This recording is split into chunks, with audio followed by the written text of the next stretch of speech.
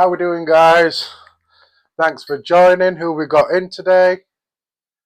Thanks for joining. Appreciate it. Andy C, we are vaping. Evening. Thanks for joining. Thanks for taking some time out to come and join the live. Thank you. Who else have we got in today?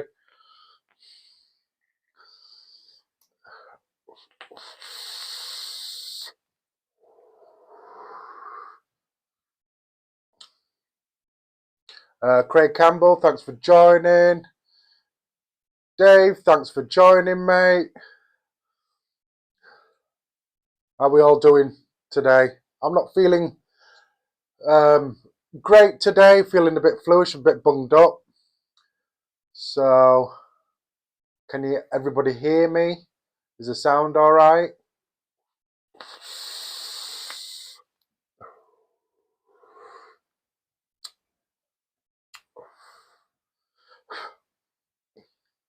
Sorry about that, guys. So what we guys vaping on today? So because I haven't been feeling great and I haven't been out, I haven't really got a drink. I've just got a nice hot brew, a nice tea, Yorkshire tea, mind you. Thank you, Andy. Sounds good. See how long my mic lasts today on my first mic.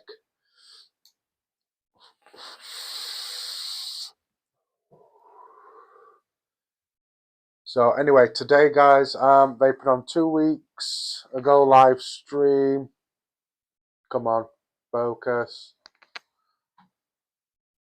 This camera. Oh, there we are. Focus is better. So there we are. Mutation X V3 on the Paraxis mech mod 18650, and I've got some aliens in there, some 3-core aliens.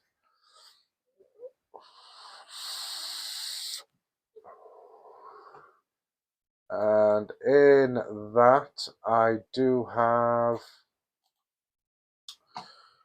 some of this, some dripping desserts, some butterscotch and custard just there. This is from Exceptional Vapes, which is nice. I've got that in this. And then still running the Sidekick and the Vortex 30 there, and there's some 4-core aliens in that one.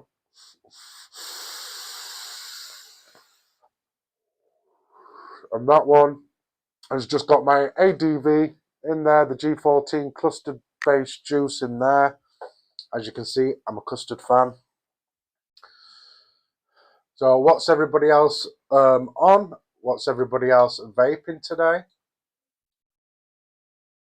So get rid of that, get that back on. So I've tweaked Nightbot a bit, so hopefully it'll work a bit better than it did last stream, because it hardly kicked in last stream. So I've tweaked it a bit. So hopefully Nightbot has joined the chat.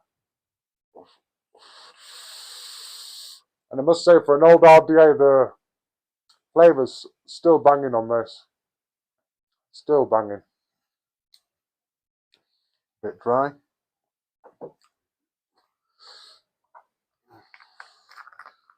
Shy Tots, mango and passion fruit. There is loads of juices at the moment, Dave, that I do want to try. After trying that Dubai chocolate and this one, I might give ready-made juices a try again. So I might try Shy Tots. The Luscious Neapolitan, I want to try that as well.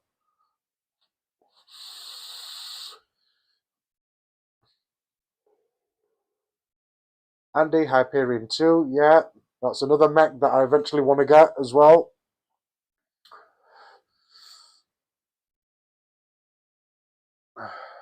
And Asgard. Debate 11, that's another company I want to try as well. Especially an Asgard. I will be getting my hands on an Asgard very, very soon. Right, guys, thanks for joining. Let's get on with it. So today I'm going to be making a coil. I'm going to be doing a staggered fuse Clapton. Now, it's either going to go right or go pear-shaped for me. I'm struggling with this one for some reason at the moment. I mean, I could do it, but I'm struggling with it a bit. But stay tuned, because in the next couple of lives, I'm hopefully going to be going out of my comfort zone a bit and doing a bit of other builds. I just need an injection or a top-up of wire, and I'm going to get some different wire as well to try out. You know, try some different builds. So I'm not always doing the same builds, and it's not so as boring as probably has been these past few streams where I've done aliens and interlock aliens and stuff like that.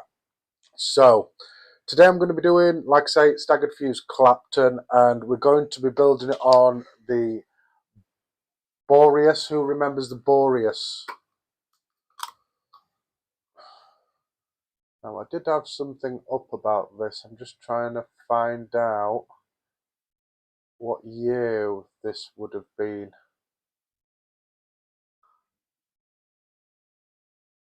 So 2016 time. Early Bird Sparrow.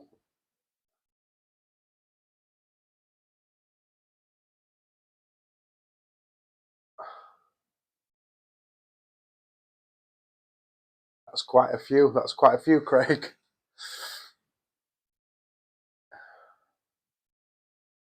Early Bird. If I get my hands on one, I get my hands on one. At the moment, I've got other things in the pipeline that I'm doing. So money's promised off there. So yeah. So this is the Boreas. You will get a better look at it at the close-ups when I move my camera, but that's basically what it is. 25mm device. And I'll choose something to obviously vape it on, a device to vape it on. Probably won't be a mech today, it might be a regulated mod today. But we'll see how it goes. This coil build's either going to go great or absolutely pear-shaped. And plus I'm feeling like shit as well. But because people come out to see me, I'm not going to let you down. So I am going to be moving my camera for the close-ups and stuff until I get a better camera set up, which is also in the pipeline as well, and other things as well like that. I will be moving just the one camera. So let's get you here. Let's get you a bit better like that. Adjust the camera view. There we are. And just move my chair. I'm not going to be shuffling about like an idiot. Right, so I'll be showing you what I'm doing while I'm doing it. Any questions, feel free. Dave doesn't need no introductions because he makes his handmade calls. So if you're joining this stream or you're new here, go give him a follow as well on Instagram and Facebook. Obviously, Dave Handmade Coils, Dave Watman Handmade Coils rather. Go give him a follow as well. Right, so what I'll do is I'll point you down so you can get a bit of a close-up of this tank. So here we are, 25mm, big tall tank, so 2016-ish. Works very, very similar to an Aromomizer 510. Top fill as well.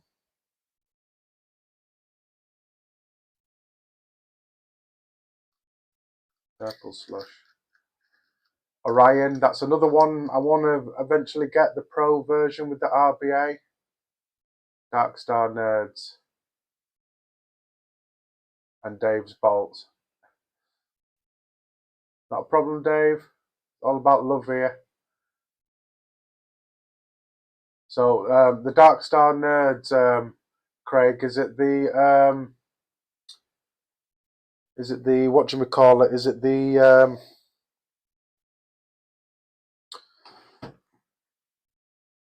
apple one or the cherry one? Because I think I like the cherry one. I don't know. I can't get on with green apple at the moment. So 25mm. It has got a protruding 510 pin, bit dirty there. So it does have the Velocity style deck on this one.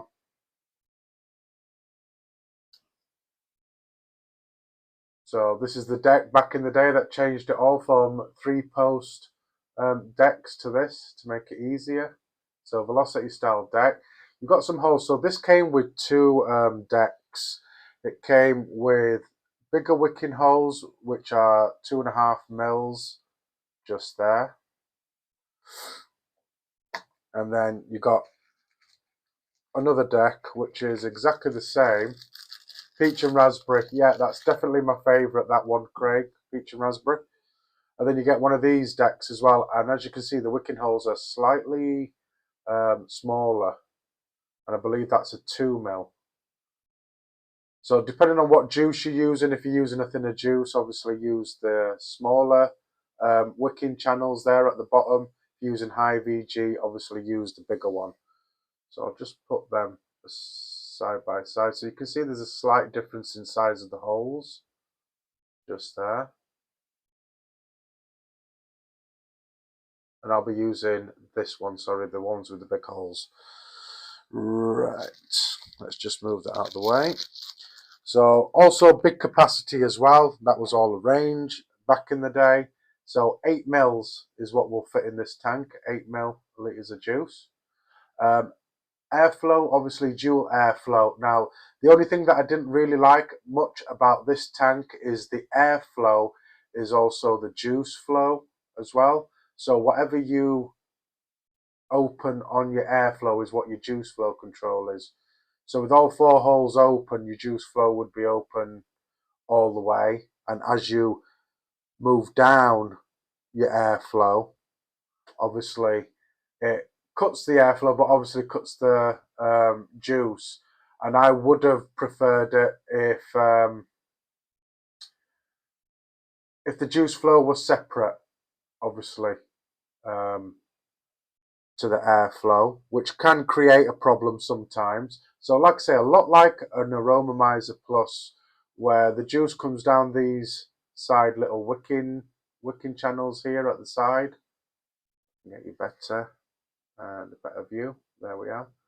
These side wicking channels, and obviously center is where your deck goes with your chimney. And then you've got some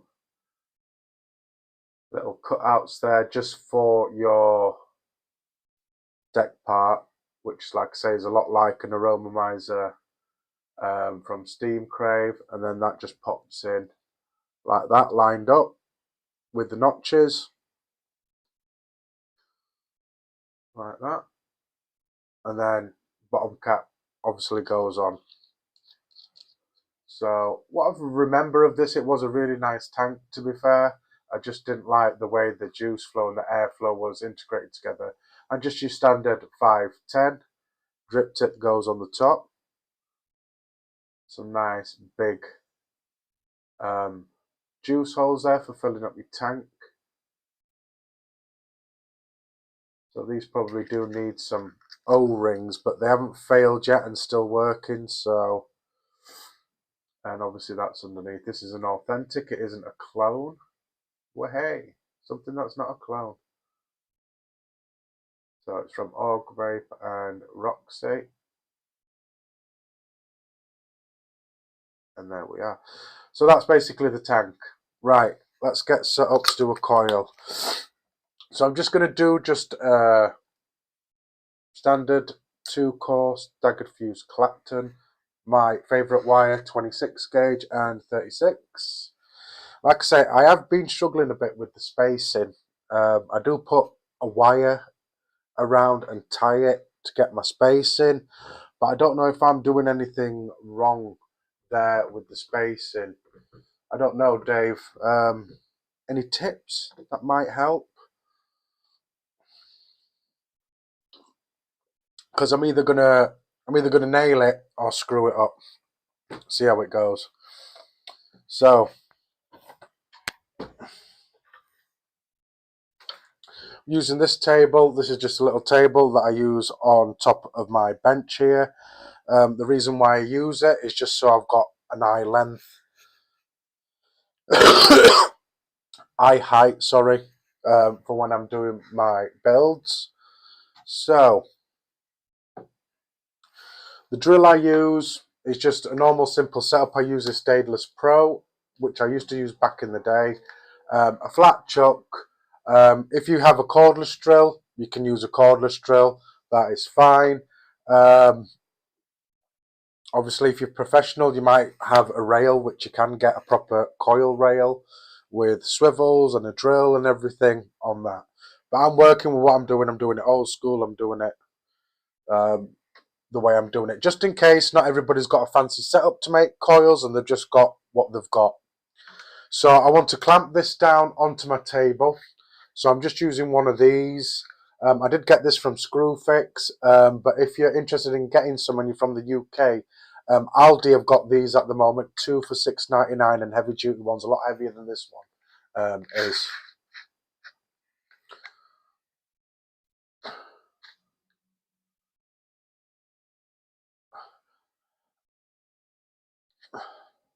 So Craig, I haven't really had any problems with my chuck. It does get loose.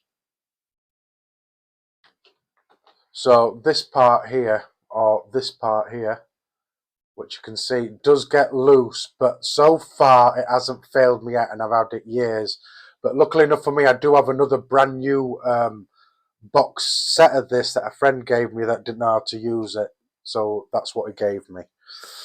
So using a chuck, you might not have one. This just helps me to keep my wires nice and flat and parallel next to me. It just helps a lot. This is from the Handy Coil Factory. Inexpensive. I think it cost me, I think, £27 posted from France to the UK. So it's well worth getting something if you fancy making coils or anything. So my swivel setup is simple. Let me bring you down just a touch. Is simple. It's just a vise on top of my bench, like that I screw up and clamp down. Piece of wood that's been put in the vise, a hook with some swivels on. Now, if you're just getting into making coils or anything and you're looking at swivels, all right, the teeth. I every now and then get problem with the teeth, and I think for ages one won't come out, and I finally got it out, but because I've got this chuck in, I don't have to keep undoing it and doing it, so it's set as it is now for me. Anyway, so swivels, always use ball bearing swivels. Don't use anything less because they'll just fail on you halfway through or twist your wire and stop spinning.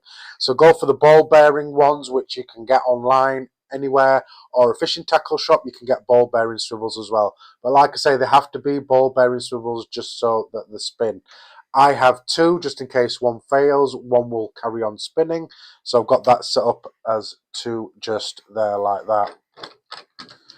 So the wire I'm using is nothing expensive or extravagant in any way, but it's better than what I were using the Crazy Wire company. So Stealth Vape, some NI80 26 gauge, so there we are, and then some 36 gauge NI80 just there as well. So I'm just going to do nice big long piece of wire that I will space, do a spaced fuse Clapton, and then I'll just be using one piece and chopping it in half. Now in previous lives I have done one piece, taken out, put another piece and done it like that, but I'm just going to do the one piece method, cut it in half and join it together and see how it goes. Hopefully I won't fall on my face with this one, but we'll go from there. So some tools that I'll need is just some cutters, some pliers.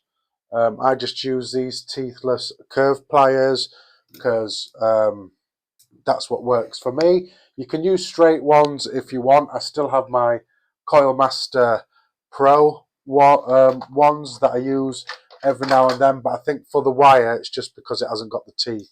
So any type of pliers, will work. It's just like that basically.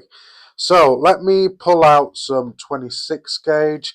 So what I want to do is I want about 40 centimeters of wire, 400 millimeters in one piece, and then what I will do then is I'll chop it in half so it's about 20 centimeters, 200 millimeters each.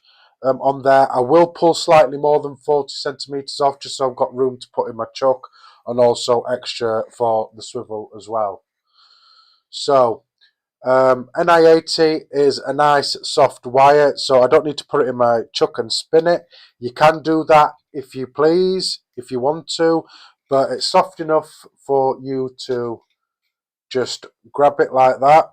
So I'm just going to roughly measure just how much I might need, which is there. So about that, all I'm doing is holding the end with the pliers really, really tight and just giving it a little tug. So I'm not pulling really, really tight. I'm just giving it a little tug so you feel it give slightly. And then when it's given, you'll see you've got a nice straight piece of wire just there. So if you have any questions while I'm doing this, feel free to ask. So like I say, I'm just going to take off some, I'll say 45. So 45 centimeters or 450 millimeters, or I don't know what that is in inches, so you'll have to forgive me. So I will be using these goggles. It helps me to see close and see what I'm doing and try not to also mess up. So I will be wearing these. I know I look completely stupid, but it just helps me try and get a good coil out of it all. So I hope you've all got now something nice to drink. I've still got my cuppa, and no, it isn't cold.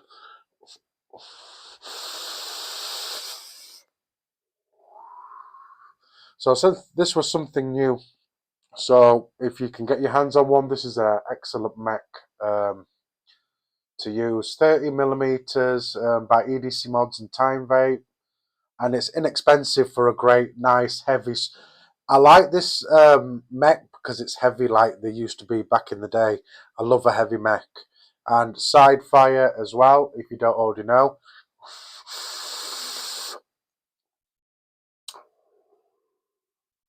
And that's tasty. This has got a custom drip tip on. If you're ever wondering where I got this drip tip from, unfortunately you can't get them no more because the person that made them back in the day, who I used to get all my drip tips off, no longer makes drip tips. But you might remember him. He used to be called Vince's Tips. And I've had these years and I've got more than one. And as you can see, they have had a beating and a half. These have been used and they're still beautiful. No chips in the acrylic, and it hasn't separated from the brass metal. Beautiful, I love these.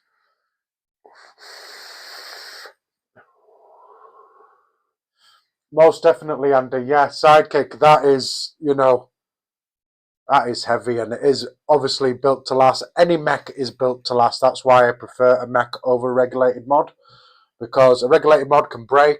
A mech, all you have to do is clean it, and it's good to go. So what I'm going to do is I'm just going to mount my wire into this chuck just here. So I'm going to mount it, then I'll bring you in close and show you what I'm doing, how I'm doing it, and if you have any questions, obviously you can ask as well. So Andy as well, another one that I want that is quite good, that is quite cheap, is the Arcless mech mod.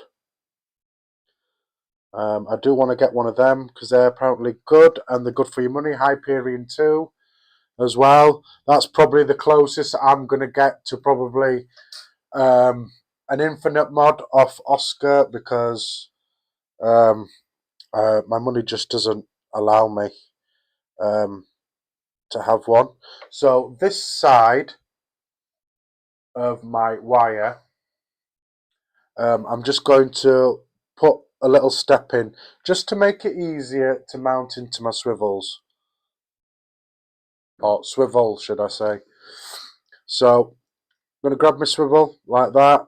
I'm just going to pull it tight, and then that little extra piece I'm going to fold over and lock that wire in. Don't worry if you can't see it now, I will get you a bit closer so you can have a look at what I'm doing. So you want it reasonably tight, obviously not that loose, you want it tighter.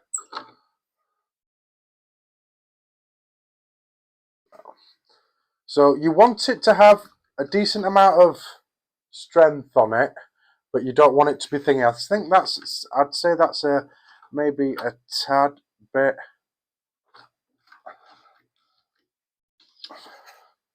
Yeah, that's a bit better for me, like that. So it's not tight, but it's not loose. And just always make sure that your swivels spin, which they do. So swivels spin. So that's the wire mounted.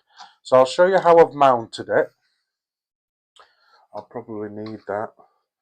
So this is, because I've got a longer piece of wire,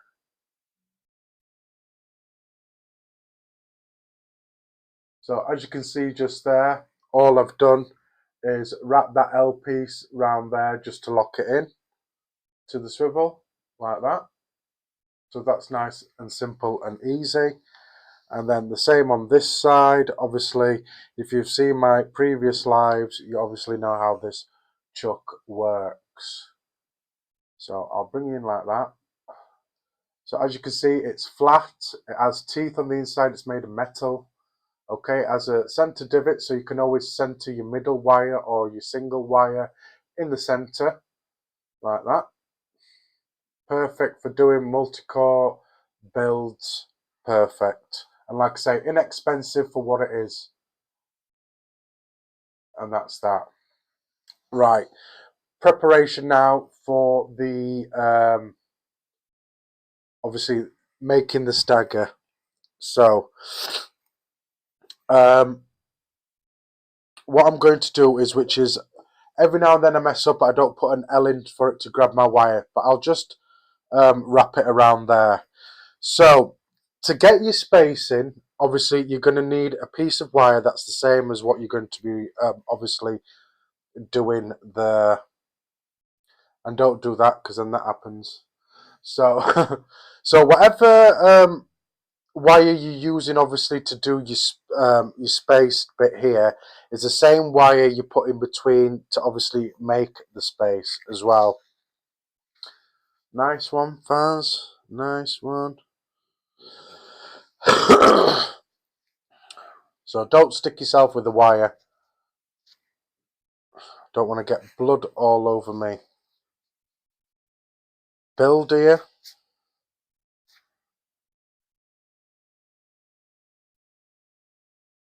Hopefully that'll stop. If not, I'm going to have to get myself a plaster. So I'm using 36 gauge for my staggered bit. So I'm going to get a little piece of this wire, obviously, to wrap round to give me that equal spacing for this size wire. So all I'm going to do is I'm just going to take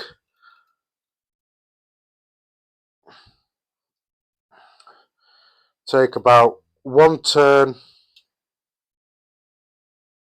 of my wire, like that. I'm just going to take one turn off the spool like that.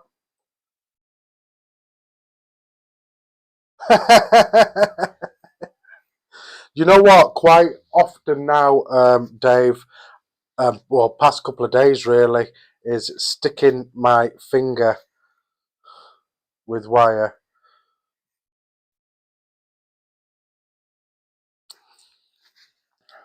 But it's alright, I've got some isopropyl alcohol that I just dip my coils in if I do get any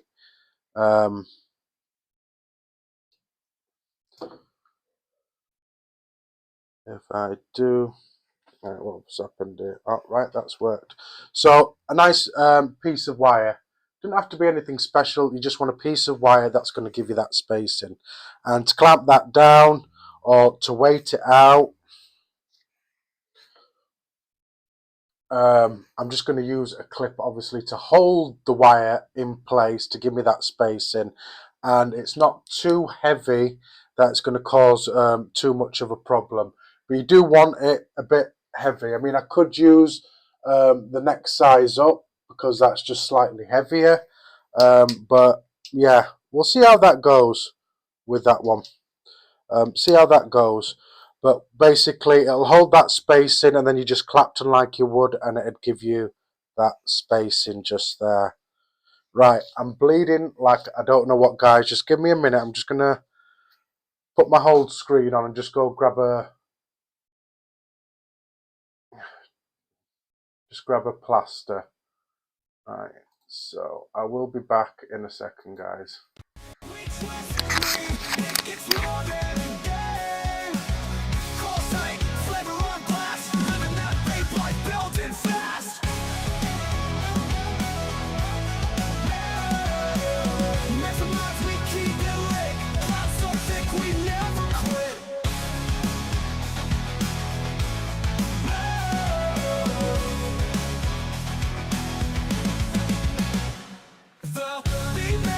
If you don't choose straight, relick, refill, and vape all day. This ain't goodbye, just a little break. More bills, more chill, more clouds to make.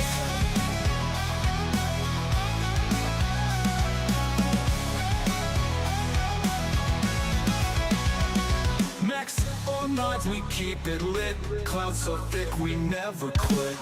Be back in it if you don't choose straight. Relick, refill, and vape all day. This ain't goodbye, just a little break. More bills, more chill, more clouds to make.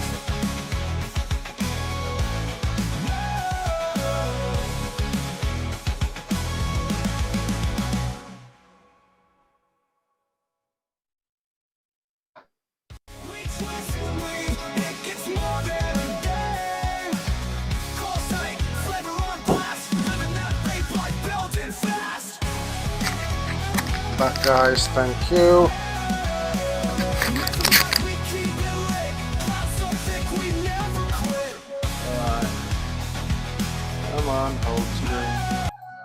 Right, thanks for waiting, guys.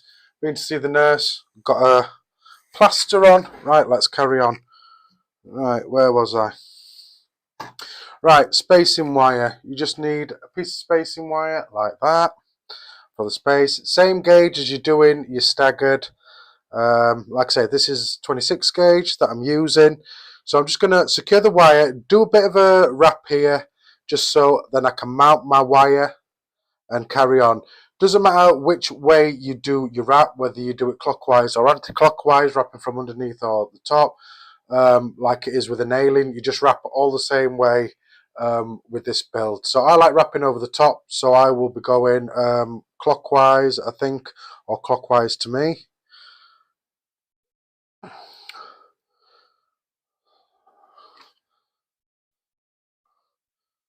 So as you can see, guys, I am blind.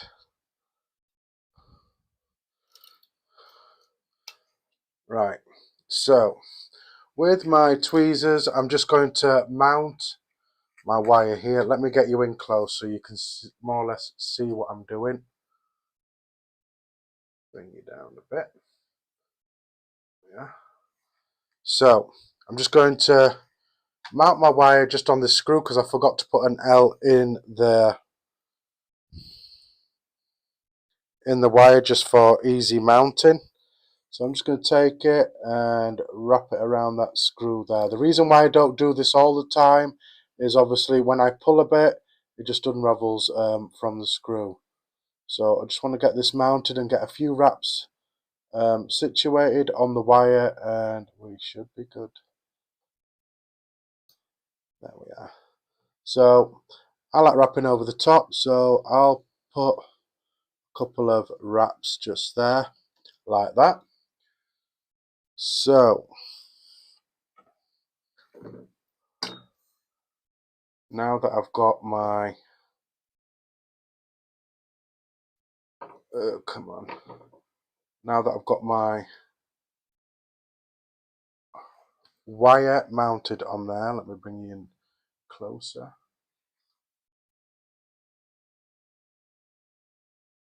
That you can see. So appreciate you guys staying and dipping in and dipping out. I know this can be boring for some if you use ready-made coils. So there we are. So there we are. I've just got a few spacings just there. So I want to keep this nice and straight. So with your piece of wire, which I hope I haven't lost.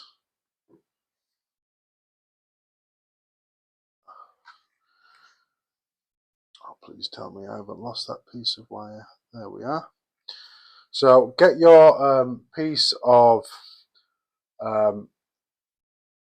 36 gauge that you obviously cut off, and what you want to do is you just want to obviously wrap it around this first wrap just here.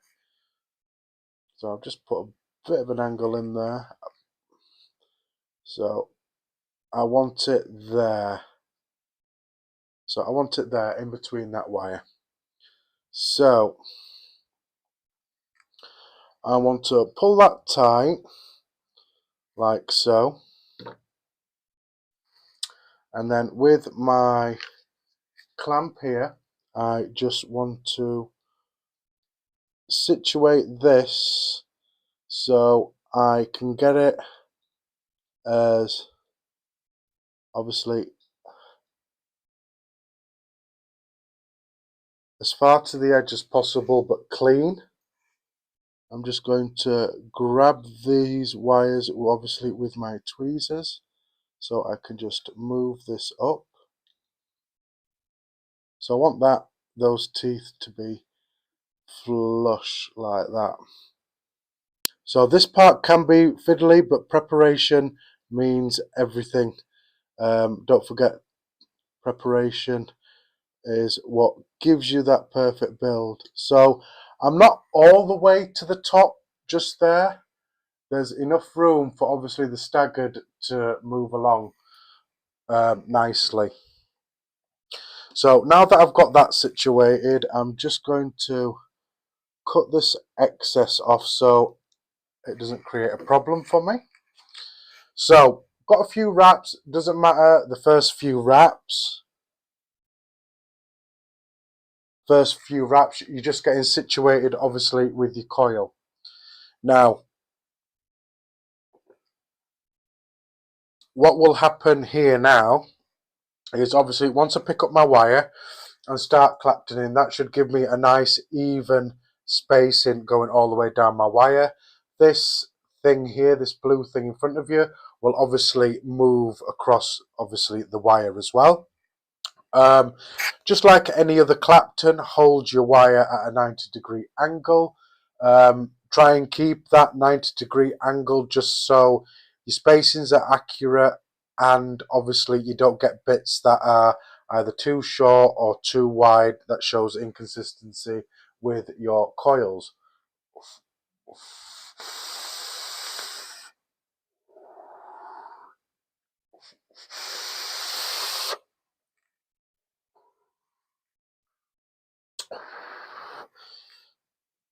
So guys, I'm going to be very, very careful with this wire. So as you can see, my wire that I've got here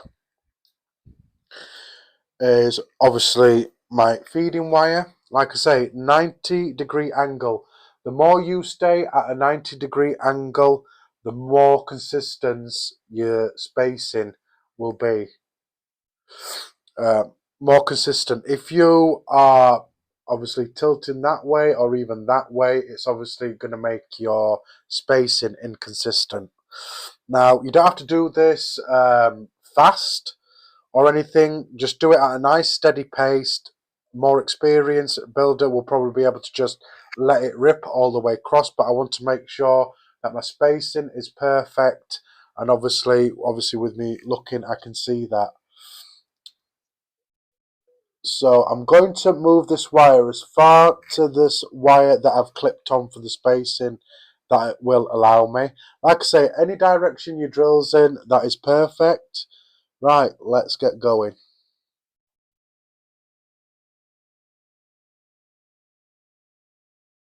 So I'm not holding my wire very tight. I'm just holding it medium-ish, a bit tighter than you would for an alien. I don't want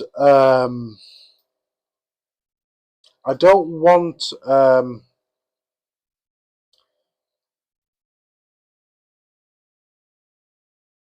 want a bit of movement, obviously, in the core. So you can't see this very well, but what I will do is I will stop in some way and get you close. Now I will speed up. Now the reason why I don't want to go fast is I don't want this, obviously, this going back on myself or the wire jumping. It's not like you can't correct this if you do go wrong. It's just it can be a pain in the absolute backside to do it. So as long as I stay at a steady pace, obviously this thing is weighing it down. So it's keeping that obviously nice equal spacing in there. Obviously I don't want the wire to jump or anything. I want it to be nice and consistent with the spacing.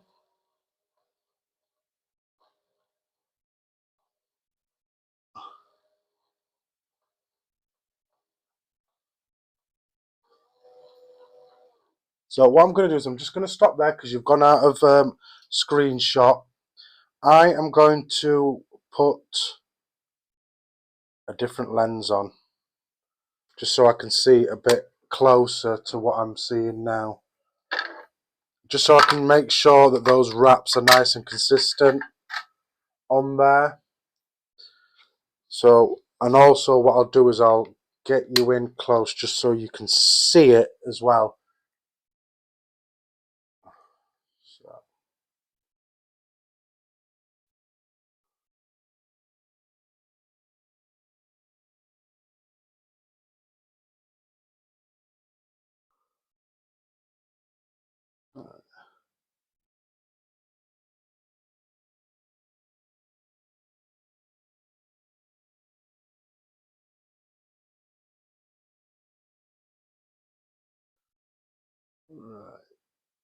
So now this,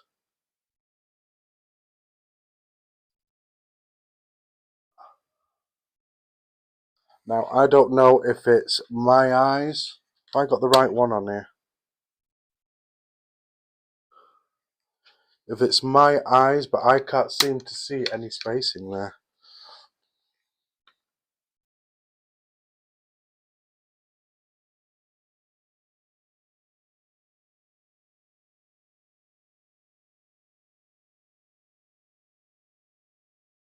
So there's my first mistake. So the spacing hasn't worked.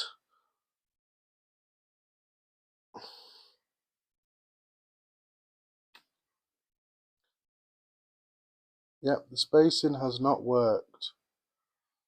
So what I am going to do without obviously bending my wire, as you can see it's spiraled a bit.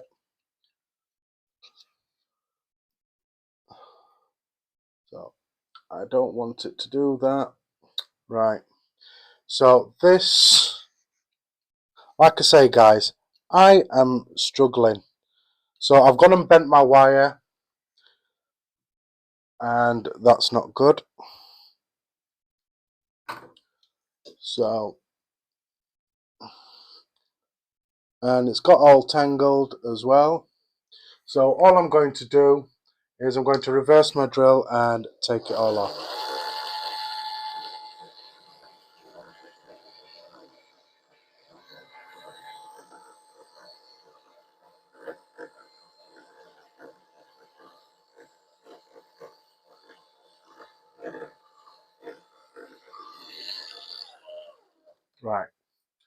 So, like I say, mistakes happen. This can happen to you. So, let's do this again. So, this is my spacing wire. So what I'm going to do next time is I'm going to wrap it around a couple of times. That's what I'm going to do. So let's go again, guys. Like I say, I am struggling with this one. I don't normally struggle with this one.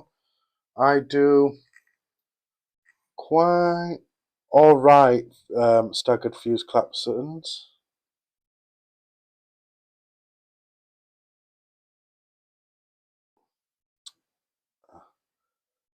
And I am having trouble seeing my wire. There we are.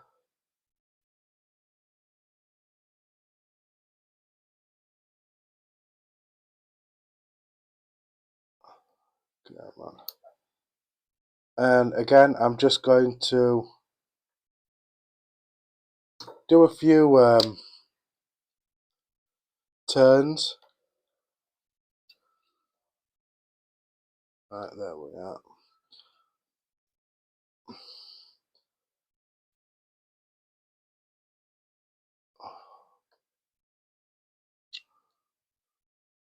So again, I'm just going to do some rough spacing just there.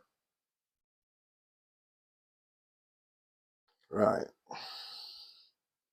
My piece of wire is just here. So again, I'm going to wrap the piece of wire around again. Hopefully I will get it right this time. So I want to obviously get it in between that first gap, and then I'm going to carefully, or I'm going to try and carefully, sorry that you're not in view of the camera, but I'm going to wrap it around it twice. Now I don't know if this is my problem, obviously when I'm doing it normally.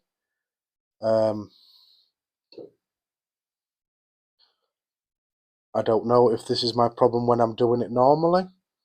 I don't know. But we will soon find out. Very, very soon. So, got that like that.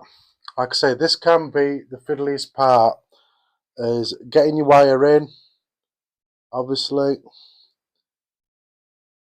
and getting it into place and situated.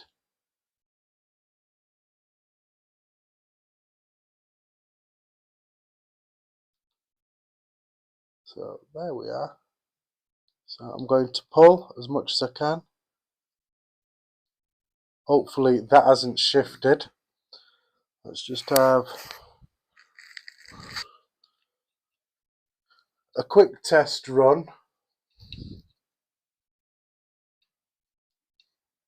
To see if I get some gapping and spacing.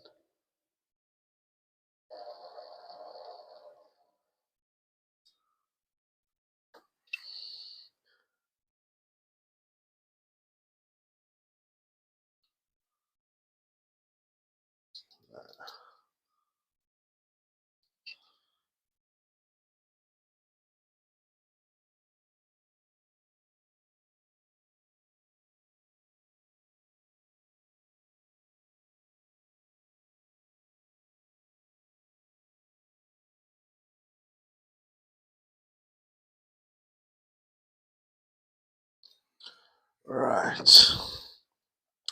Alright, let's try again.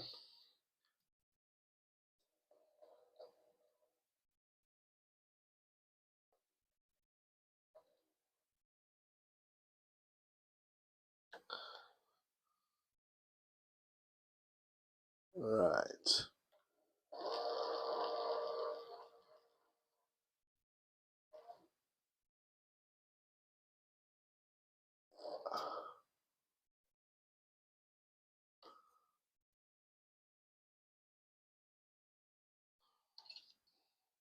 No.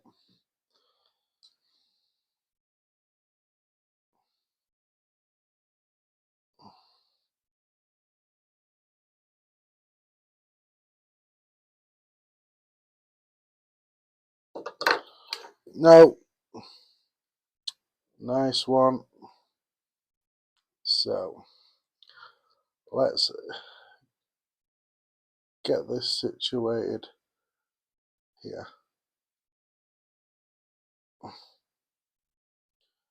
So let me just pick up my wire or my spool.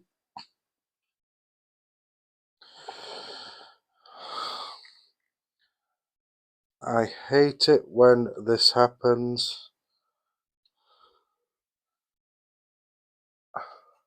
So thanks to everybody that's still here, who's here, or who's still here and is not bored with what's going on at the moment. Appreciate you all, guys. So I have noticed that Nightbot did come to the chat, but we'll see how it goes.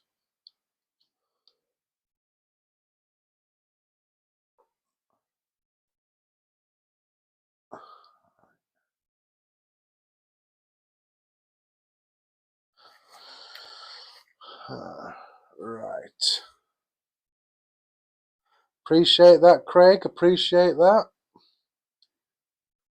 So again, I just want to grab these wires just so I can pull them tight.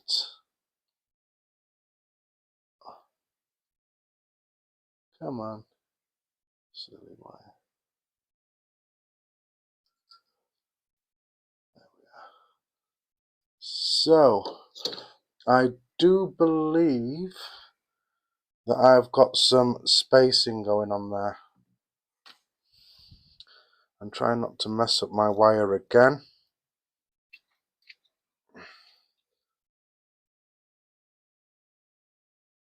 And again. 90-degree angle. Yeah, 90-degree angle. And just steady away.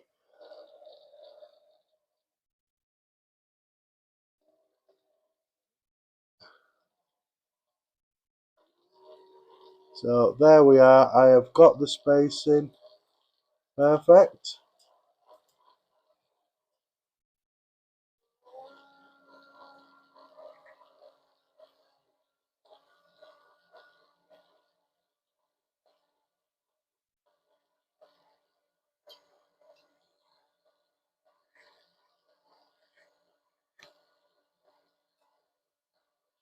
So as you can see, I'm having to hold my spool like this,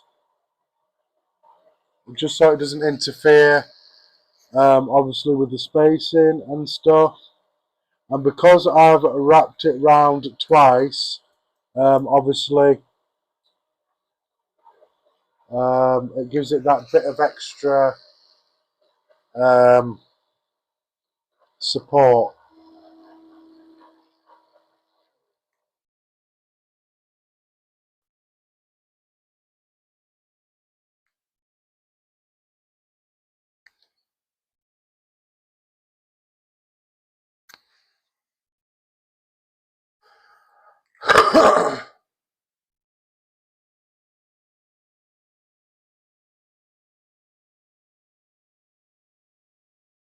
Yeah, I completely get that. I completely get that.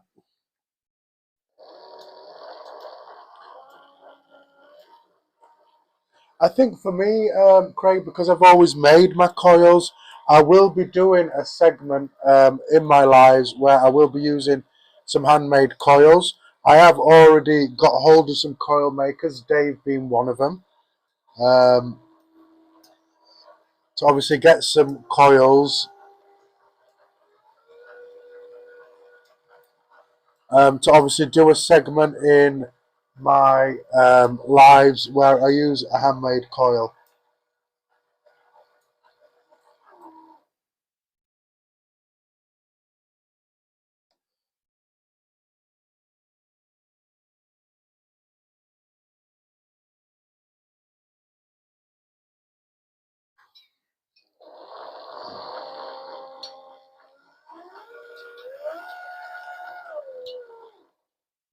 Right, guys.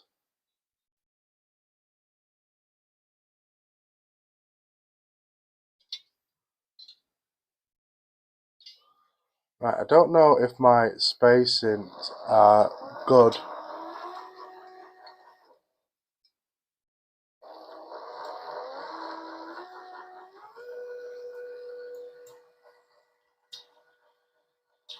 But we'll go with it. We'll go with it. But like you say, Craig, they are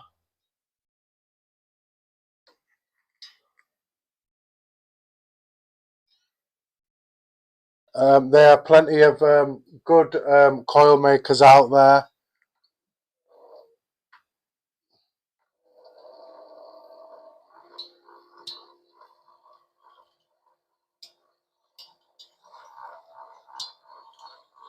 So I'm not getting consistent space in here.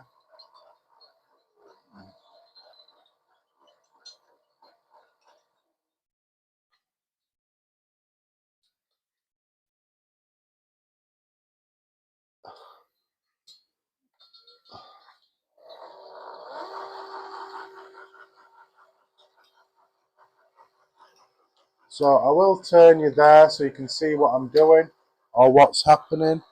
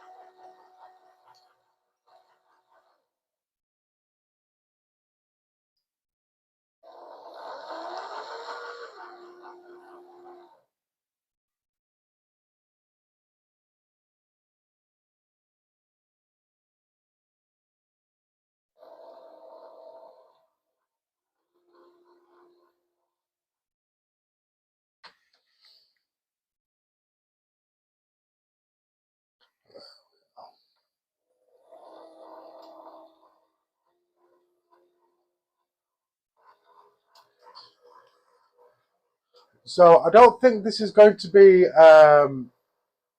perfect.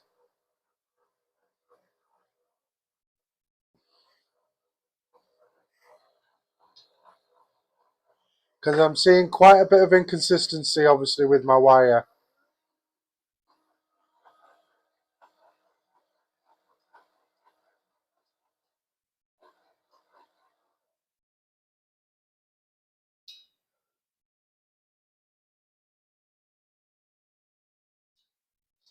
Yeah.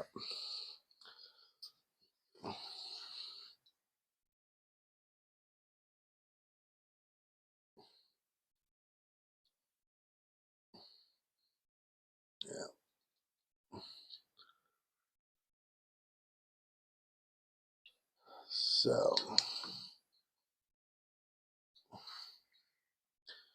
right, guys.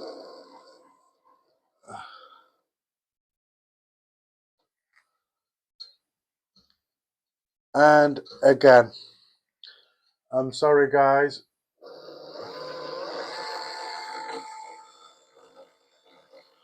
I don't want to waste the wire. So I'm going to unravel it again and try and set it up a lot better than what I have.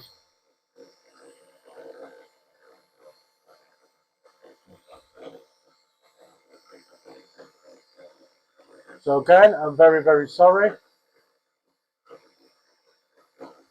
Yeah, Kevin is Craig. Kevin is one of the people that I've got hold of, as well as Coils by Scott.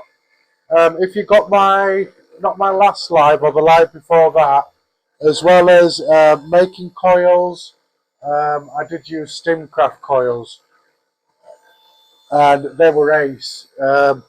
Not that my coils aren't tasty when I make them, but you can tell the difference, obviously, with a different grade of wire and everything like that.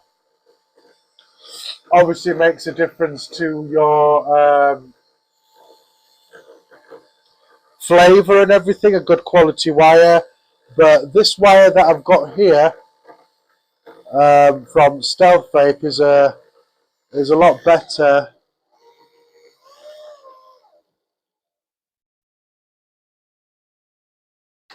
Is a lot better than Crazy Wire was.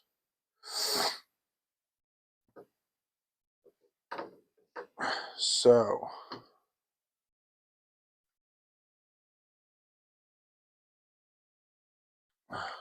again. So what I'm going to do is I'm just going to take this completely off.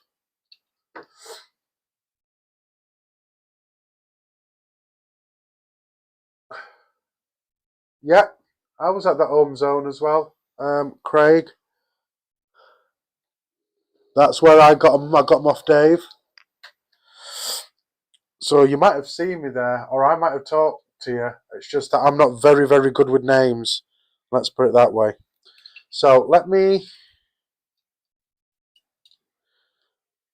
just cut this crappy bit off. I'm going to get myself another big piece or one turn.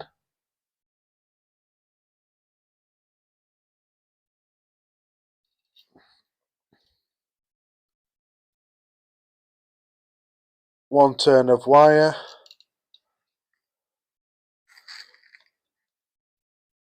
Like that.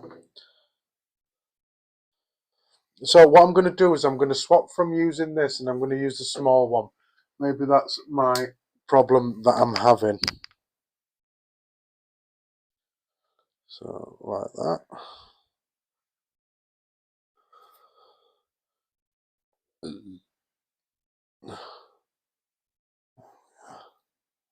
So I've got my scrap piece of wire. I'm going to put it there so I don't lose it.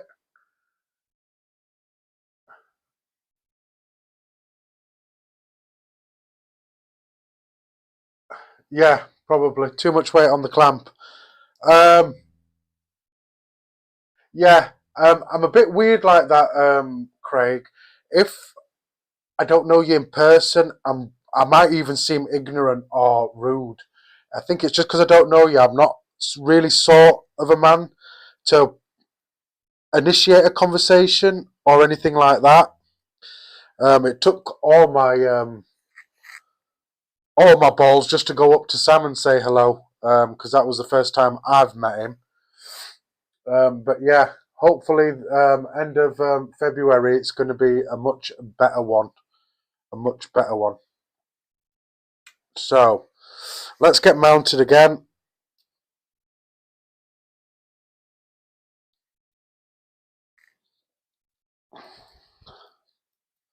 So, hopefully, third time lucky.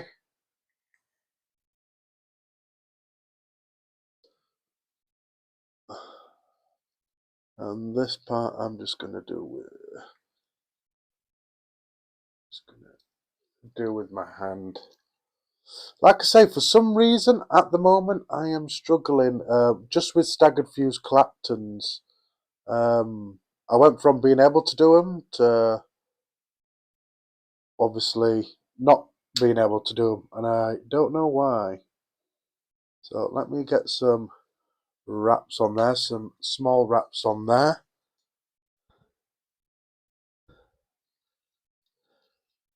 Just going to take that and lock that off there so it doesn't go anywhere. Right, let's try again. Grab that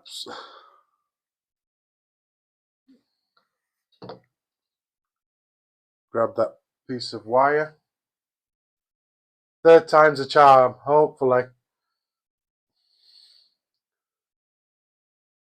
Definitely, mate. Like I say, I wasn't being rude. It's just because I've never been to an expo ever. I've always been working or something come up.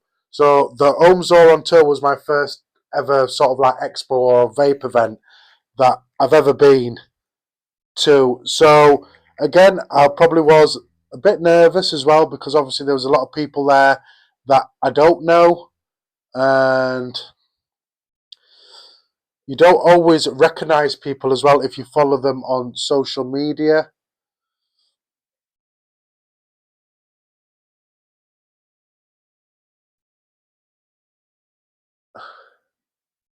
on social media, so that can be a bit of a situation as well. So I've put this a bit tighter. I'm using the smaller clamp. So what I want to also do is I want these to not be too far away as well. So I'm just going to nip that a bit closer. I'm going to obviously put my clamp on. I haven't got my wire trapped. And obviously because these end bits that they move,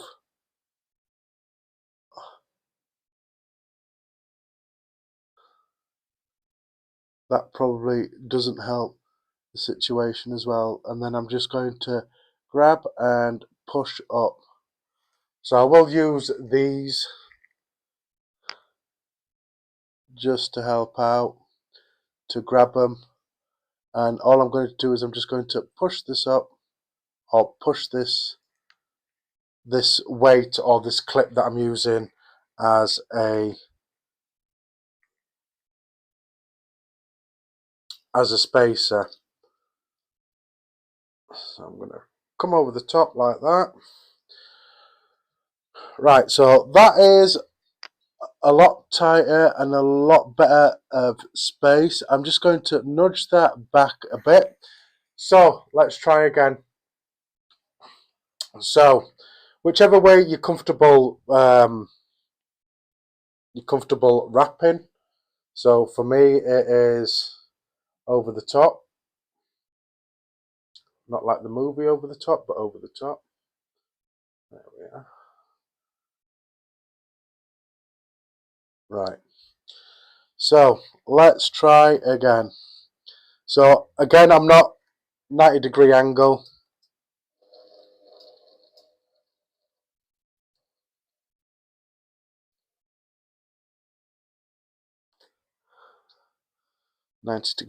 Now, if you get thingy, so all I'm going to do is, as a precaution, I can see one of those wires is not flat down. So I'm just going to maybe give one. There we are. That's a lot better. So I'm just going to give that a tug. Now, the wires are flat, completely flat. So the spacing now should be a lot easier. So preparation means everything. I'm always saying it. Maybe if I prepared a bit more and got the spacing right, I should be good. And yeah, that is perfect. So 90-degree angle is what I want. Now I can see the spacing now, which is perfect, which is what I want. Nice even spacing is what I want.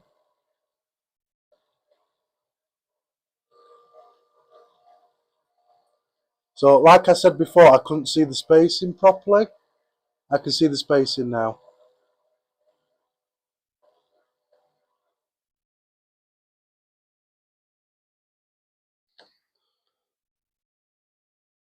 Did I just speak too soon?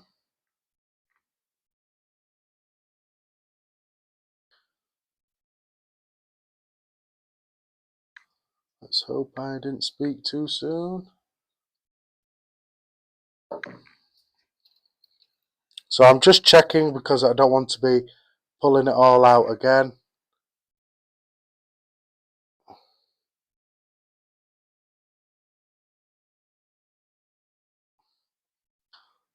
And I want these flat at all the time.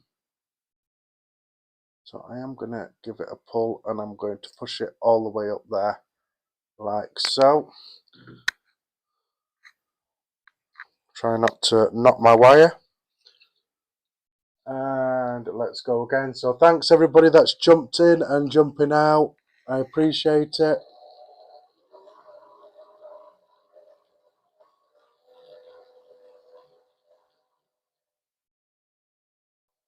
There we are.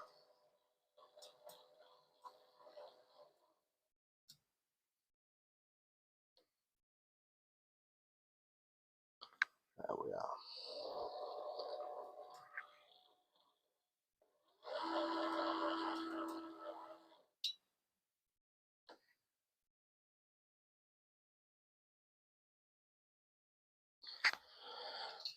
Alright, and again, guys.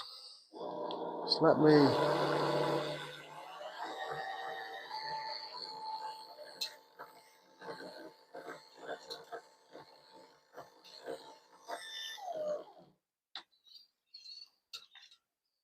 Right. I'm back in those grooves.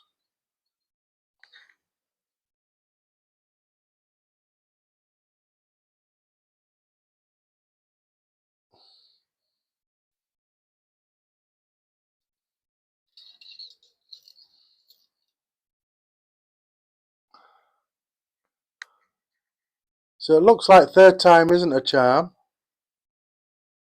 because I'm still having issues. And I want that as tight as possible. Right, let's try again. So I'm going to go slow, guys. I'm not even going to go fast. I'm just going to get that spacing going. Yeah, that's a lot better. So I'm going to go slow, guys. I'm not going to go fast. When I go fast, I don't get that spacing that I see.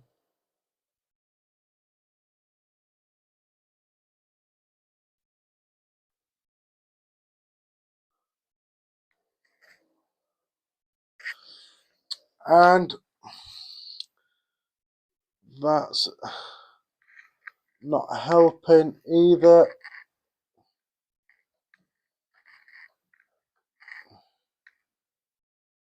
Because that's just come loose on me. It's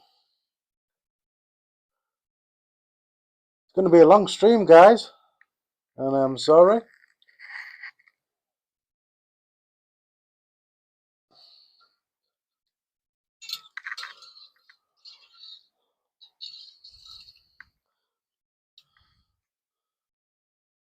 Listen, I wouldn't even blame you guys now if you just bloody logged off and thought, no, I'm not putting up with this bullshit.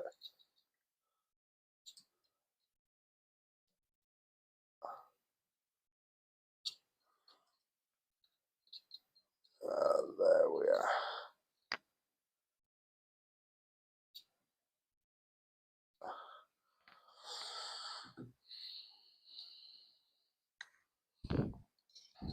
Right. Third time's definitely not a charm.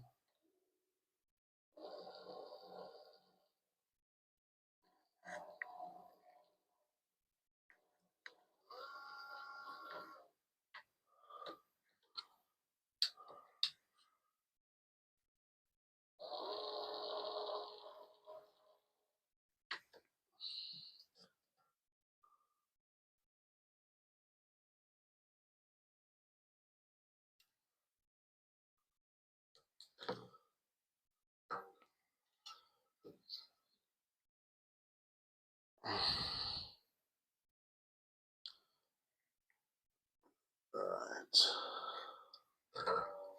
So this is causing me problems because I haven't got a mounting point. So what I'm going to do is I'm going to make myself a mounting point.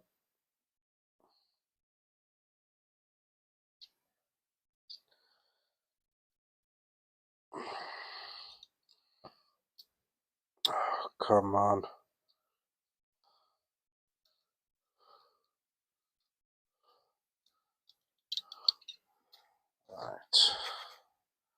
Right, I'm going to release my swivel just a second.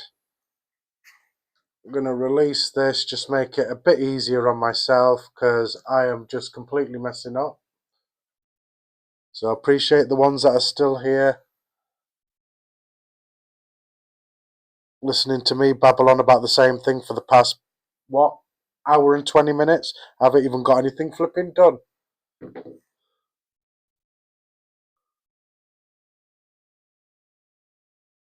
I'm going to get it in that divot like that and try not to mess up the camera. Right, hopefully that'll help. Bit overkill, but hopefully that'll help.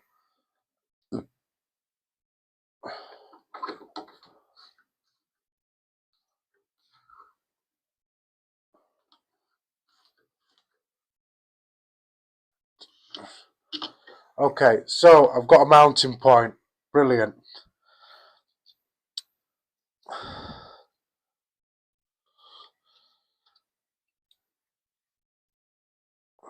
I have got another piece of wire to separate. So now this is going to be a lot easier. I'm just going to mount this around here. I'm even going to go under and over just to be sure. Right, get some wraps going. Get some wraps going. Going to just pop that on there. Grab my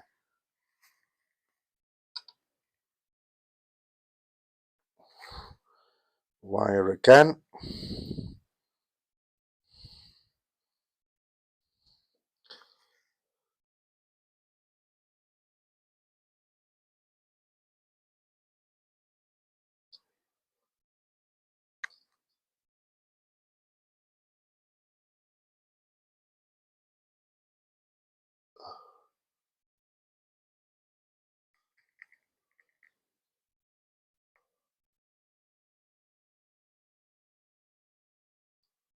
So sorry that I'm not speaking or anything, guys.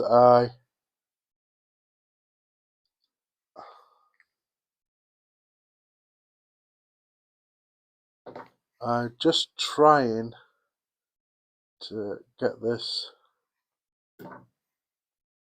positioned right.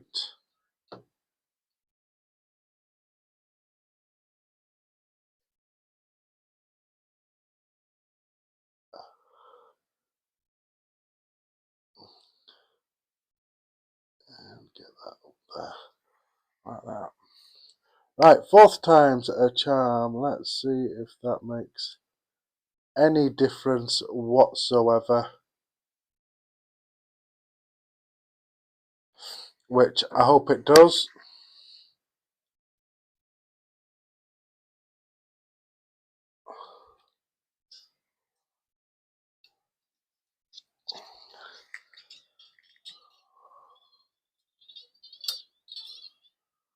Right, so again, I'm not going to do it quick. I'm not messing about and messing it up. This is gone on now for 1 hour and 20 minutes.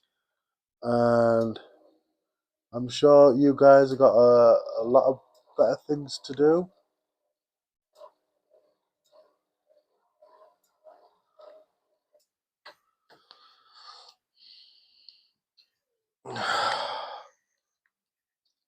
If this goes on for any longer, guys, I'm just going to do an alien.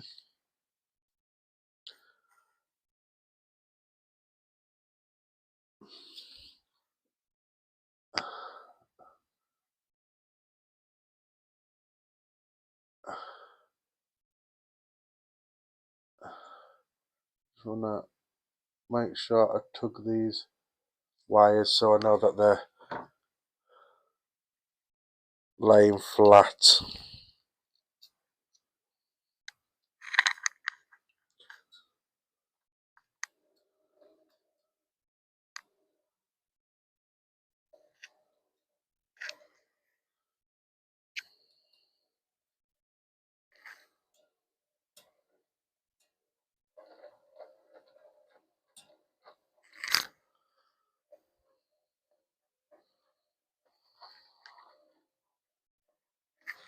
So what I'm gonna actually do is not mess it up, which I have.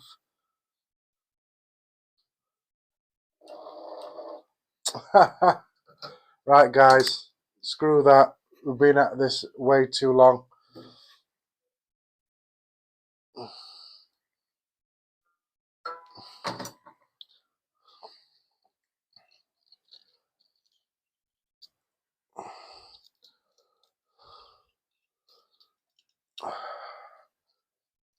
I need to invest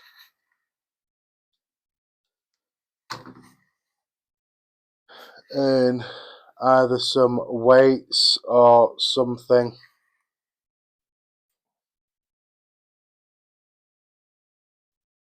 I messed up, probably trying to get up.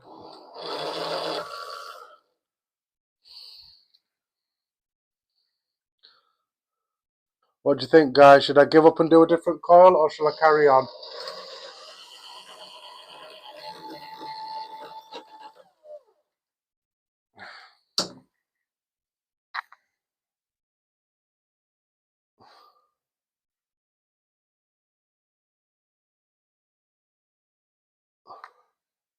What shall I do? If at first you don't succeed, try again. Or if at 1200 times you don't succeed, try again.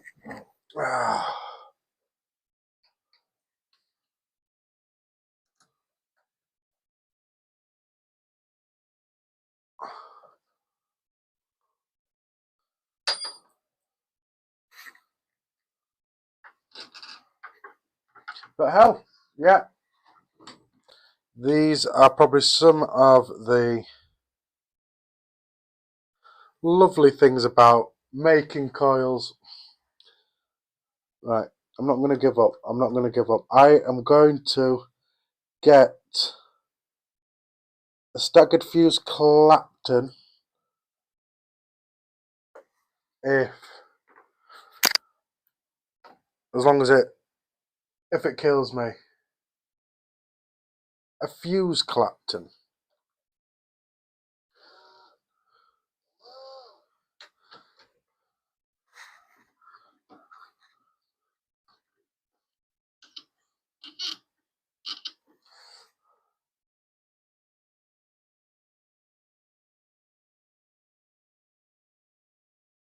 Rather than a staggered fuse Clapton. Right. What does everybody else think? So we've got one for Craig Campbell to just do a fuse Clapton because I am struggling.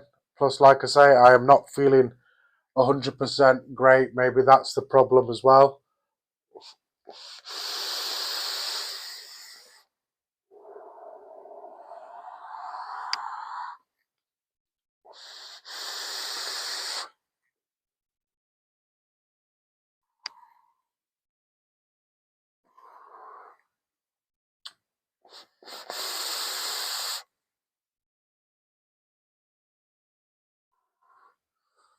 True, Craig.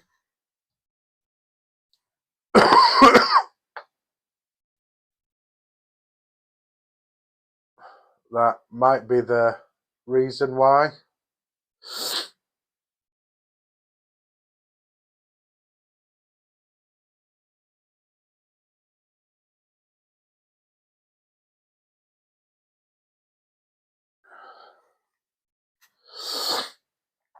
Anyone else for just a fuse Clapton today? There's 4 of you watching. I'd like to hear from you, from each and every one of you.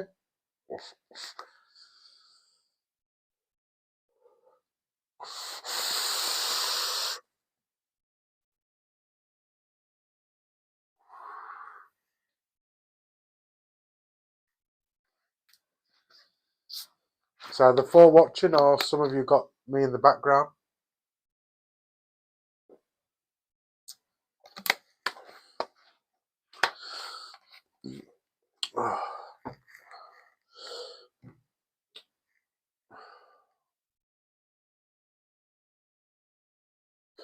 So I'll tell you what I will do. For this particular deck, because of the size,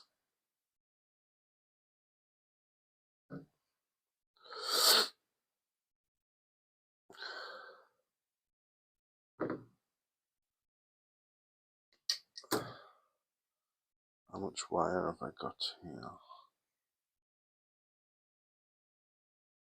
So I'm just measuring my wire on my desk. I have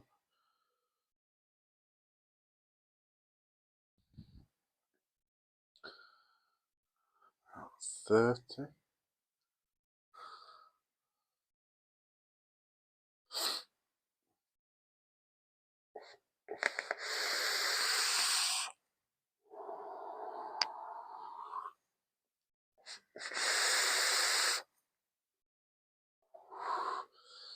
Okay, let's do 3-core Clapton.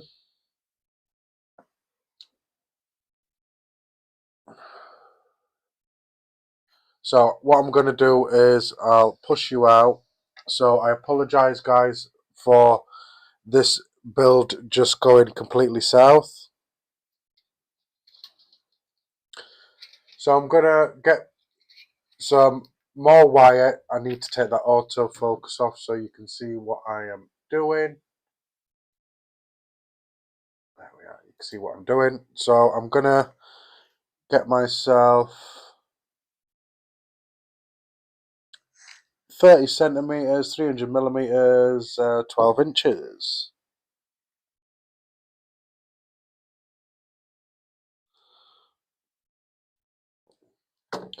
So that's the second piece.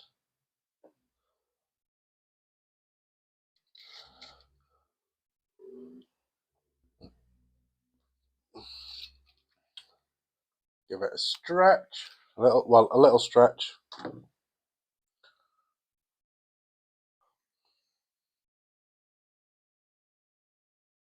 And another 30 centimeters, 12 inches, 300 millimeters. There we are. So with this wire, this one's slightly longer.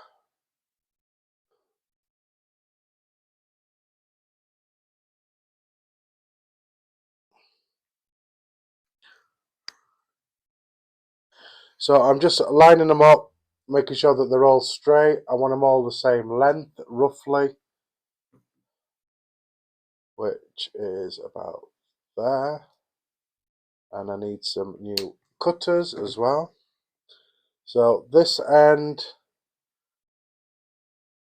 I'll mount into my chuck. So it's a 3-core, so I just need the centerpiece in the center, or the center wire, should I say, in the center to keep it all straight and lined up, which is about there. Perfect. So I'm going to use a guide just so this build doesn't what you call it, mess up. I'll use a guide. So I'm just using 26 gauge guide, one of these, which I use when I'm doing my aliens. If you've just joined, I'm having difficulties with the staggered fused, so I'm just doing a triple fuse Clapton.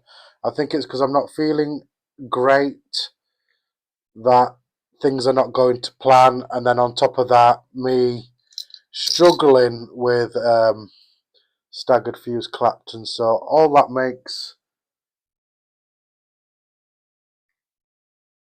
comes into place. So I'm going to put an L in all three of my wires, keeping them all parallel, and then I'm going to mount it in the swivel like so. And then again, I'm going to secure them in like so. So that's like that. And then I'm just going to pull that so it's not too tight and not too loose. Swivels obviously spin nice and freely. Don't need no key rings or anything on. So, where are we? 36 gauge. Right. Sorry guys for the stream and the way it is going. This wasn't anticipated that this was going to be like this. So I do apologise to everybody. So let me get you in nice and close so you can more or less see what I'm doing. Let me lock that focus in. There we are. Oasis,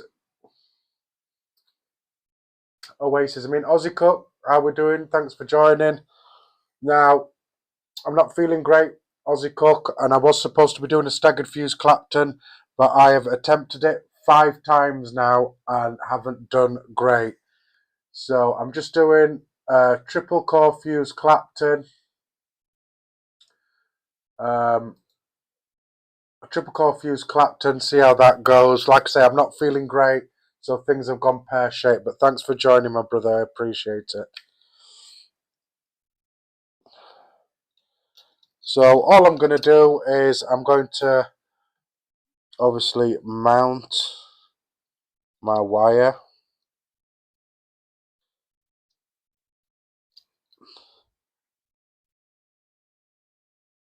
So I'm just going to pull one of the wires apart, or try to, and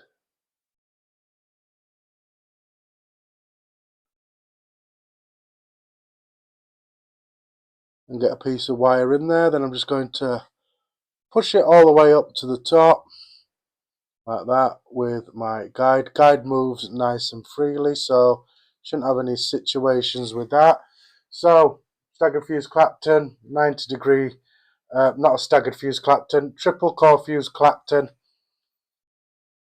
90 degree angle, just let it rip. Hopefully my middle wire won't collapse on me and screw up this build that I'm doing so far. Let's have a vape.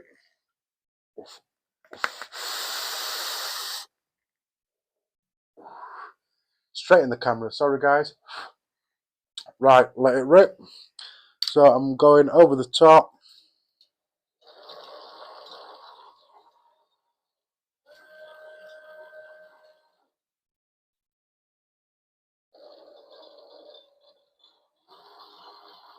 So 90 degree angle and let it rip.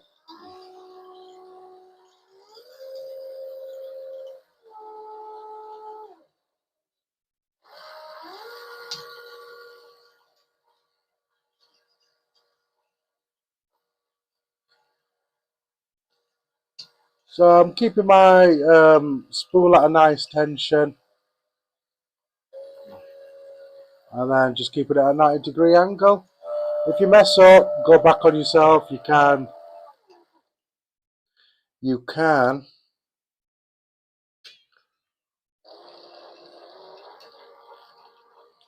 go back on yourself and correct it.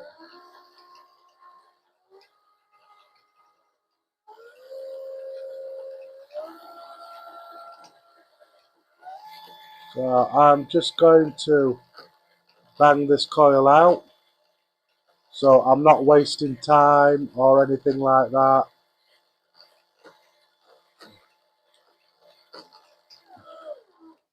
So I'll just move you like that so you can see what I'm doing. Take the autofocus off. There we are. Go slow.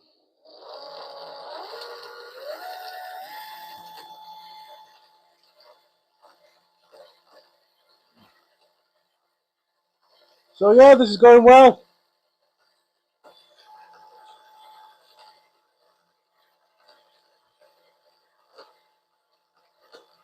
So like I say guys, I'm sorry that it has been shit up to now. I apologise.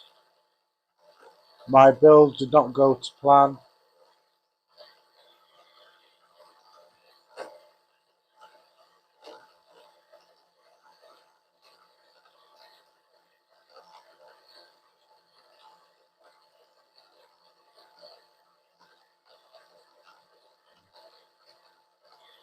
So I'm just going all the way across. How are you today, Aussie Cook?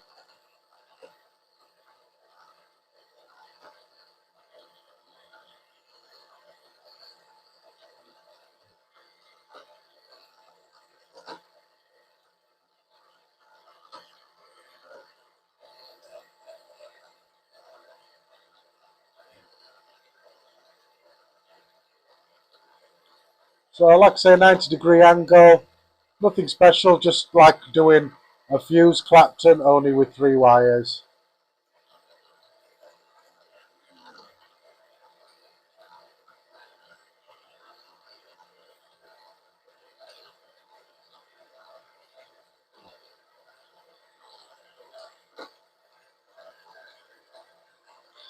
So I'm just going to slow down, I'm just going to make sure that this will move as it should.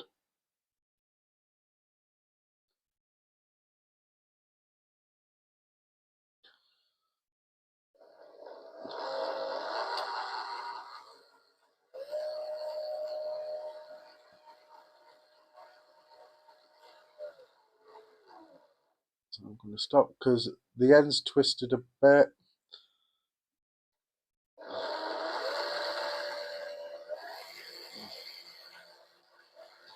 So with this build, if you do mess up or go back on yourself, you can correct it and put it right.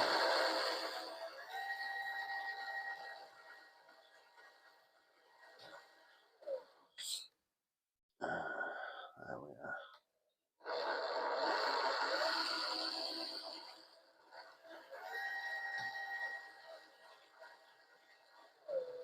And that should be good, guys.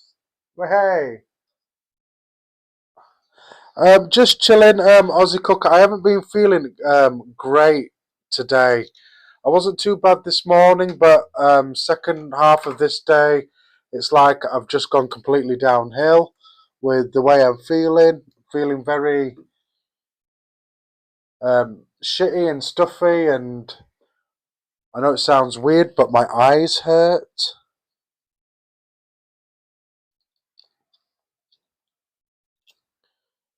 Or they feel achy, my eyes feel achy. So, just that's the way it is for me at the moment. It's just the way I'm feeling. I was doing a staggered fuse Clapton today, but after the 4th or 5th attempt, I just gave up because obviously it's not going right. Because one, I'm struggling with them at the moment, and two, I'm not feeling great. So maybe that's impacting as well what I'm doing. But yeah, triple core fuse Clapton, and that's that.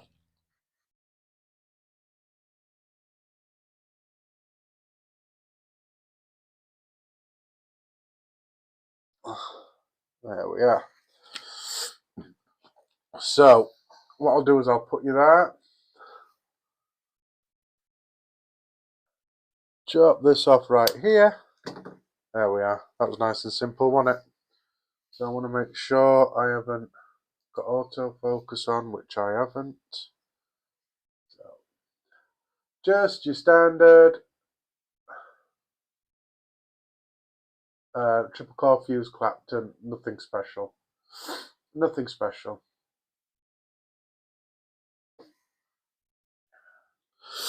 So let me move stuff about.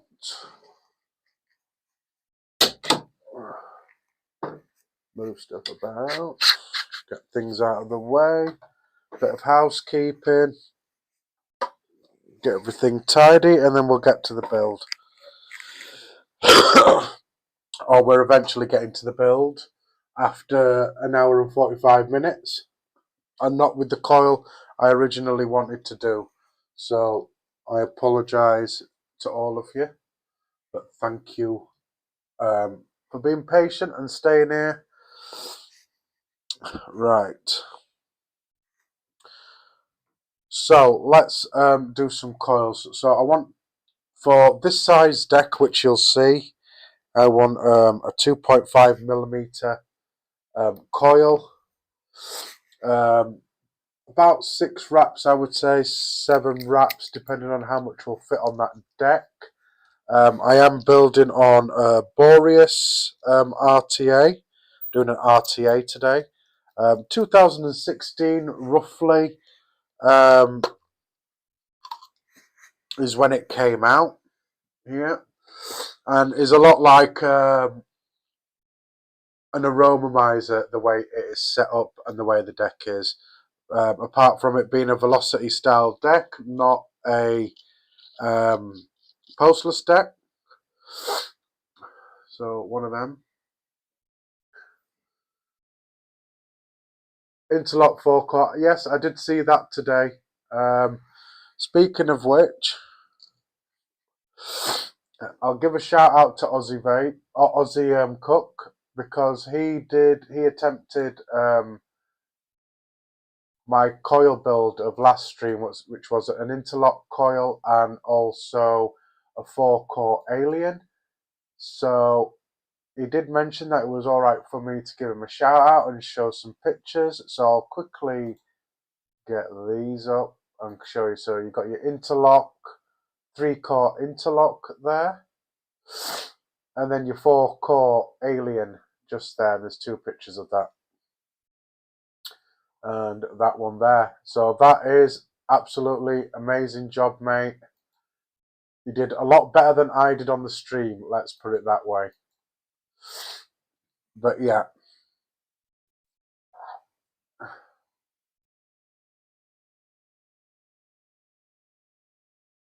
Yeah, true. The thing with Steam Crave is it didn't matter what deck you used in any of them. But yeah, I do remember. I've only ever had I had the limited edition, mind you. Saying that, I think you get 2 decks with that aromathizer. You got a postless one and a velocity style one, which is like this.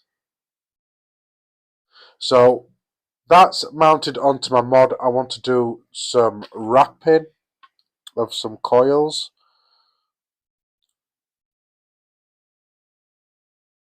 There we are. So flat end against your coiling jig. I'm just using a Coil Master jig. Make sure I've got the right flipping size, which I do. So straight against, flat end straight against there. And I want about 6 wraps minimum is what I want. And then I'll see how that looks on that deck. So your first wrap is always your most difficult wrap. So make sure it's nice and tight.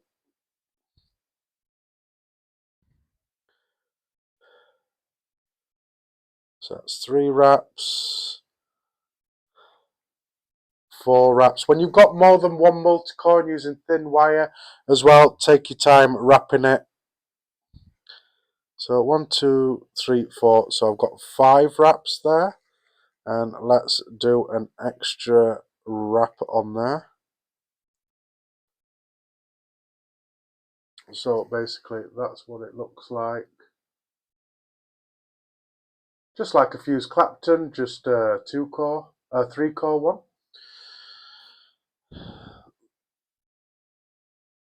So that's going to be my limit. 6 wraps will fit on there just nicely with some room. So I'll cut that off there, like so.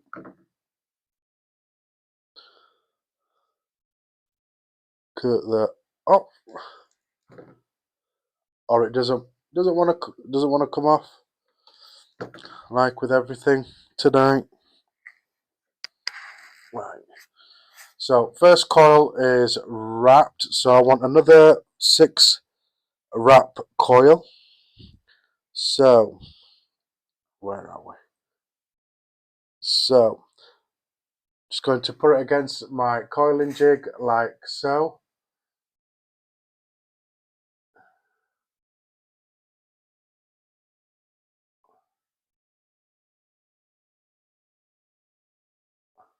All right.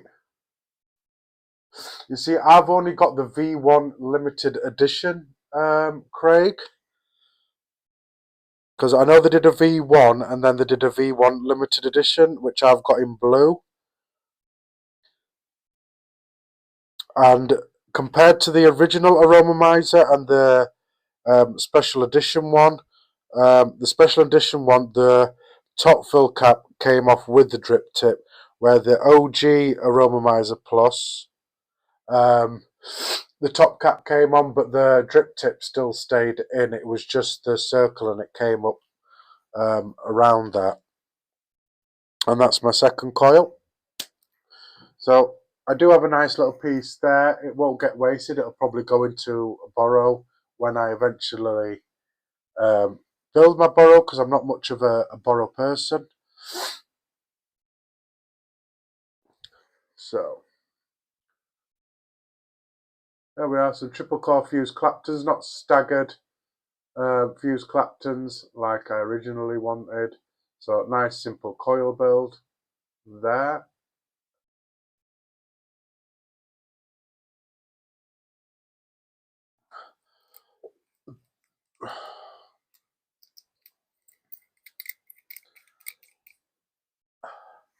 Thanks, Craig.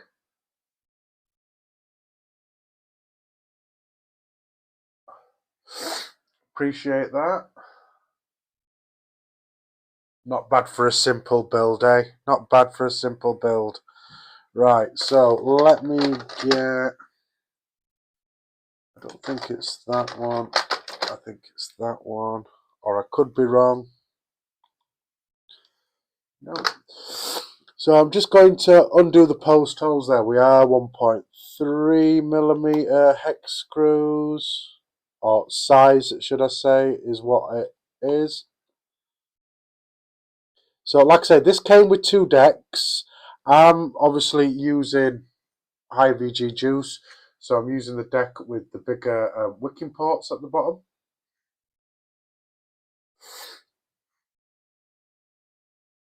Right, so post holes are open. I'm using my coiling jig off my rod just to mount them.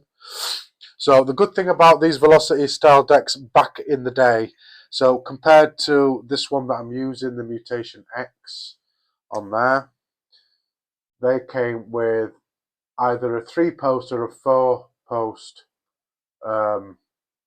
deck like that, which was the norm back in the day. That's how they were. And then the Velocity, so if you don't know the term Velocity style deck, the Velocity style deck is in relation to the Velocity RDA, because that was the RDA that first came with this style deck, which I do have a Velocity with this style deck, and then it just changed the way people built. It was newbie friendly as well. So what I'm going to do is I'm going to use one bottom hole for one lead and one top hole on the opposite side for the other lead. So I want to get these. So the only thing that was wrong with this style deck is if you had more exotic coils like this, if you want doing a simple round wire build or just like a normal Clapton build, obviously it'd mash up your coil legs.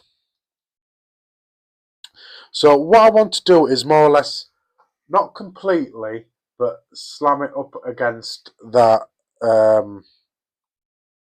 post with a little bit of room, because obviously I want to be able to pull and manipulate obviously that coil.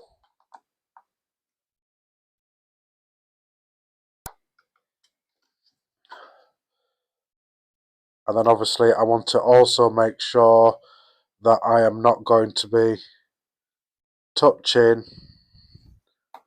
obviously the chimney as well. So yeah, like that, or should I say like that. So you could easily mount your other coil in there without the leads interfering with the other coil like it did in the triple post design setup, like in that Velocity I just showed you.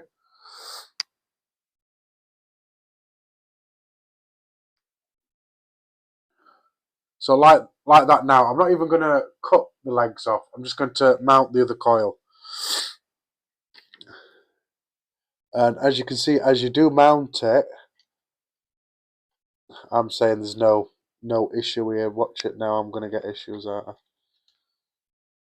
So I want to make sure that that's nice and parallel. Or what you could do is just bend it out of the way. There we are. Again, get that coil in there. And then I want to do more or less the same. I want to more or less slam it up to that post hole. I'm sorry if you can't see. Sorry if you can't see. And then again, just tighten the post down. There we are. And then again, I just want to make sure that's in enough so I can move the coils as well as making sure that it doesn't hit any part of the chamber in there. So that's it there. So all I'm going to do now is take my clips and cut. So it was even easier. Watch your eyes. There we are. It was even easier to not cut the other side of your coil off. Famous last words. What's going to happen now is I'm going to probably end up cutting the other coil, as this stream has gone well so far. There we are. So simple as that. And then now that I've got my legs chopped off, or not my legs, the coil legs, I can position these coils a bit. So I want them high. So I want them about level with the deck is what I want. Or more or less level with the height of the deck. Like so. And same with that. I want to pull this out and manipulate the coil. Like I say, I want it more or less like that. So I know that does look high, and it is high. Bit of wonk on there.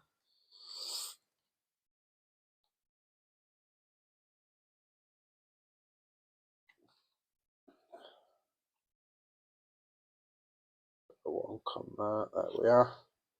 So you want it like that. So you do want, I do want it high in this RTA, and that's to correspond with this airflow here for the chamber. So I'm just going to go around and quickly check all my post screws, make sure they're all nice and tight still.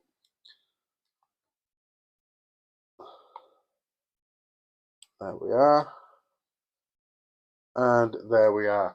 So what I'm going to do just quickly is to pop this deck in there just to make sure I can't hear anything hitting the sides or anything, and the coils aren't too high. So no.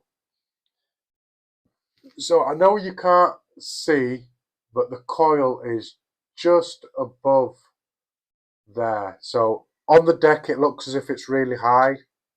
The coils are mounted really high. I could even go a little bit higher actually. So what I'm going to do is I'm going to go higher just so I get some really good undercoil airflow. I can see, you can't see on the camera because I'm using my phone, but I will put it higher, making sure that it doesn't touch anything. There, that's a lot better. So now, me looking through there, the top of the coil is just at the top of these airflow holes. So I'll be getting plenty of undercoil airflow, and it's not touching the chamber on the inside. So let me just unscrew this off and zero out my mod. Check atomizer. Screw this back on. Is it a new coil? Yes.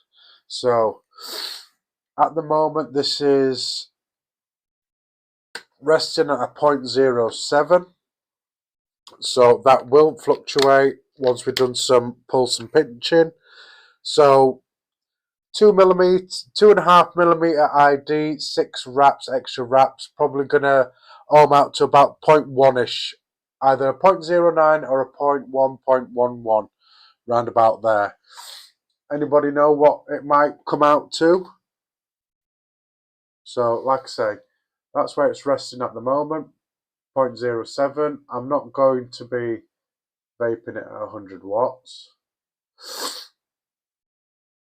Let's get you down to about 40 watts, like Stu. Yes. Speaking of the Griffin, that was my favourite RTA. I do have a Griffin, but the 510 pin snapped on me, and I'm heartbroken about it because I'm trying to find the Griffin. It was a really, really good RTA, and I love it. Now, the only thing that was similar to the Griffin RTA was the Heracles RTA. Do you remember the Heracles RTA? Which is that one there, the Heracles RTA, which was a bit like a Griffin, same sort of deck, same ring that you could loosen. The only difference is the Heracles had 4 airflow holes, where the Griffin just had dual Cyclops, which were wider. But yeah, Griffin RTA, oh, amazing, amazing RTA.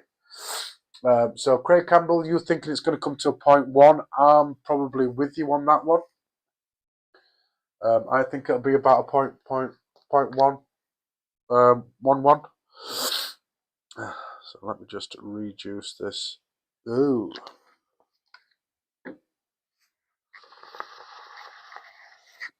All right. Not doing well today, am I, guys? Not doing well at all.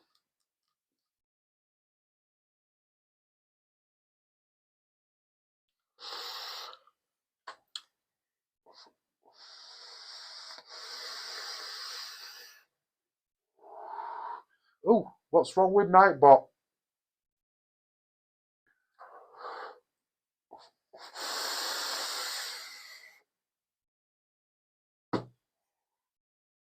Delicious.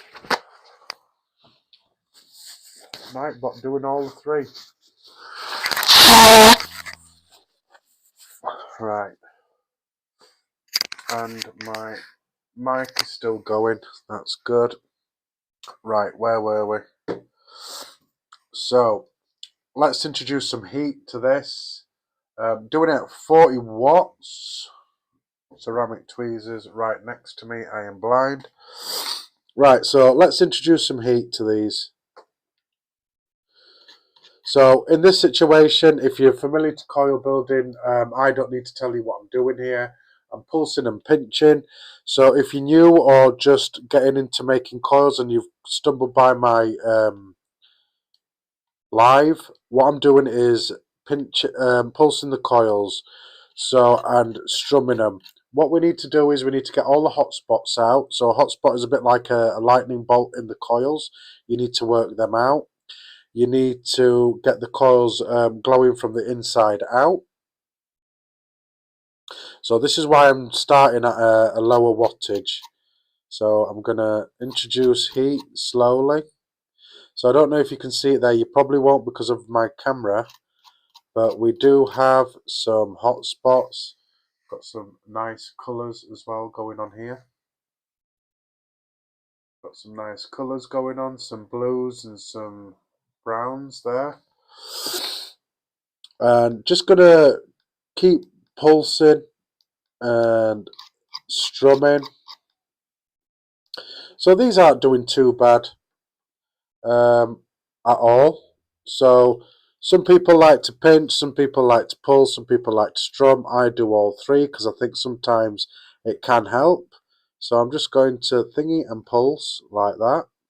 Same with this. I'm going to squeeze and pulse. like that. So back in the day, we didn't have all these ceramic tweezers. We just used like normal tweezers from the chemist. So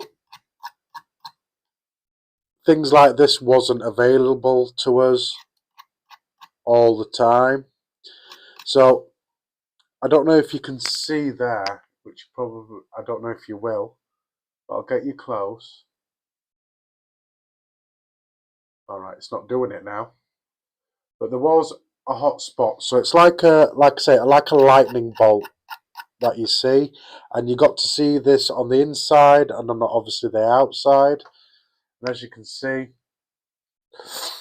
these are glowing pretty decent now from the inside in. This one obviously on this side might need a bit more work, but yeah.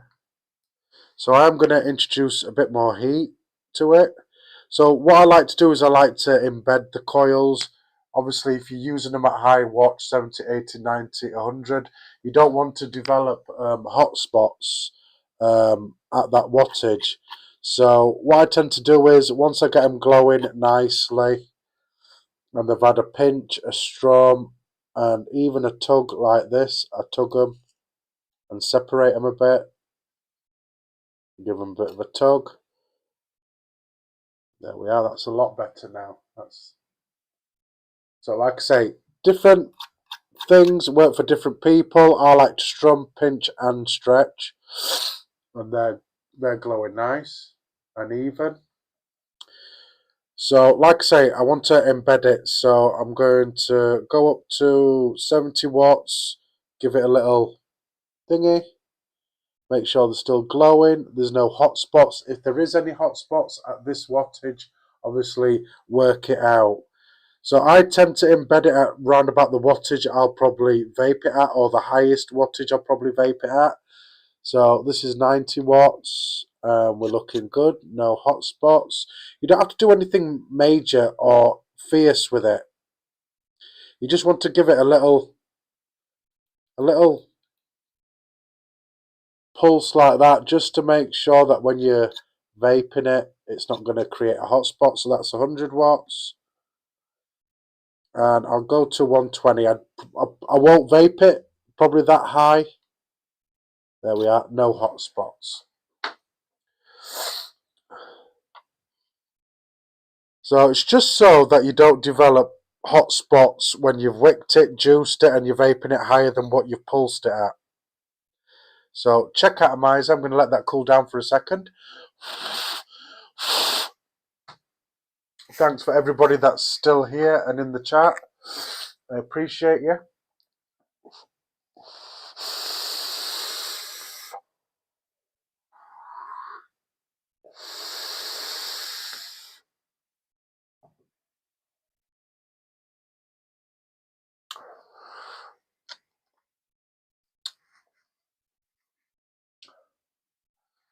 So I am, like I say, I'm feeling a bit rough, a bit bunged up.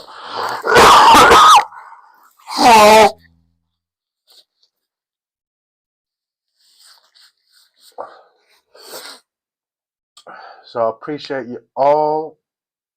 I know you're all been in and out, and I do appreciate that. And how, for some people, making coils is boring.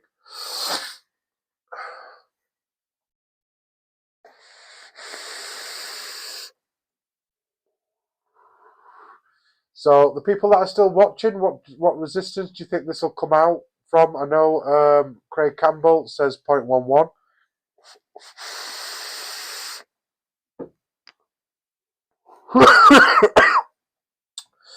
No Aussie Vapor. Like I say, I haven't been feeling great today, so I haven't even been out to get myself a beer. I have had a cup of tea, which is now cold now, but I do have some Lucasade here. But yeah, no beer this today. Like I said, I haven't been feeling great, but the second end of this today, I've got a bit worse. But I know people are relying on me to come on live, So I'm not going to let people down unless I am absolutely dying. Yeah, today the coil build didn't go as planned. I wanted to do a staggered fuse Clapton, but it just wasn't working. Probably the way I'm feeling. So yeah, no beer today, I'm afraid. Aussie Cook, what are you drinking?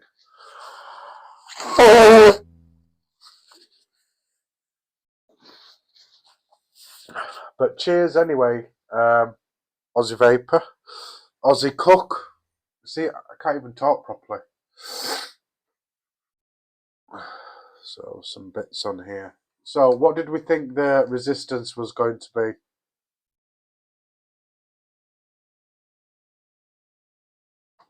So I'll have a quick look. Right, okay. So any idea what the resistance will be? Tea, yes. Aussie Cook, tea, yes.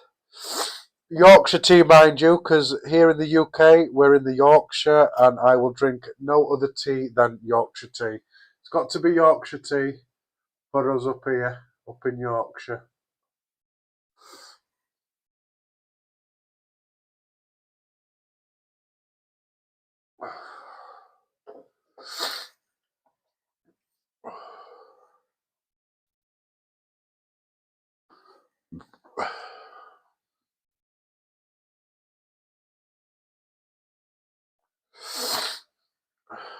So, any other people idea what resistance this is going to be?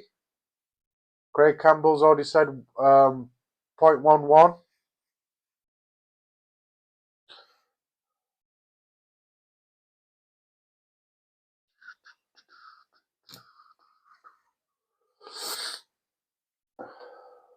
See who's going to comment in the chat.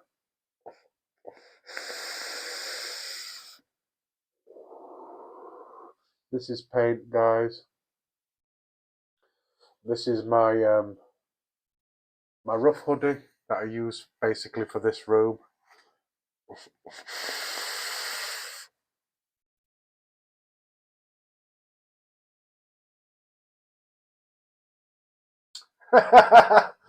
Aussie Cook 0.09 to 0.11. Come on, be a bit precise, Aussie Cook.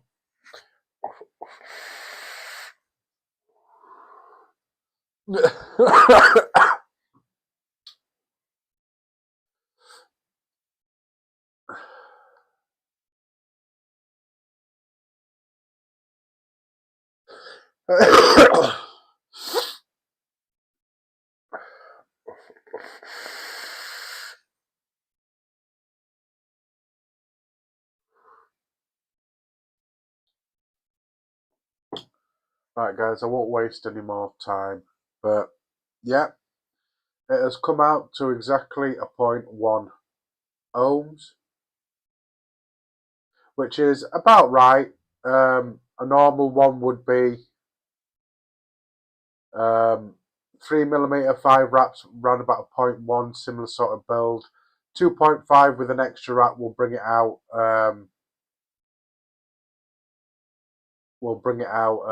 To more or less the same resistance on the diameter. 0.1, yeah, exactly. Right, so let's get this wicked up. I'm using Kendo Gold Edition. This is just my preferred. It's not everybody's preferred cotton. I tend to use this Fireball or just standard Muji cotton pads. For me, everybody's different. Everybody has their preferred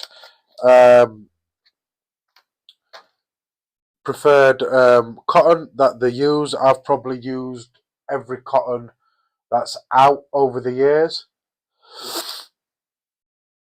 And I apologise for my nose. My nose is getting worse as the night goes on. So I'm sorry that I'm sniffling. So like I say, yeah, it's just my preferred. It's nice and fluffy. I'd probably say it's probably on the same sort of wavelength as Maverton cotton. There is a slight break-in time, I'd say, for this, but it's just what I am used to.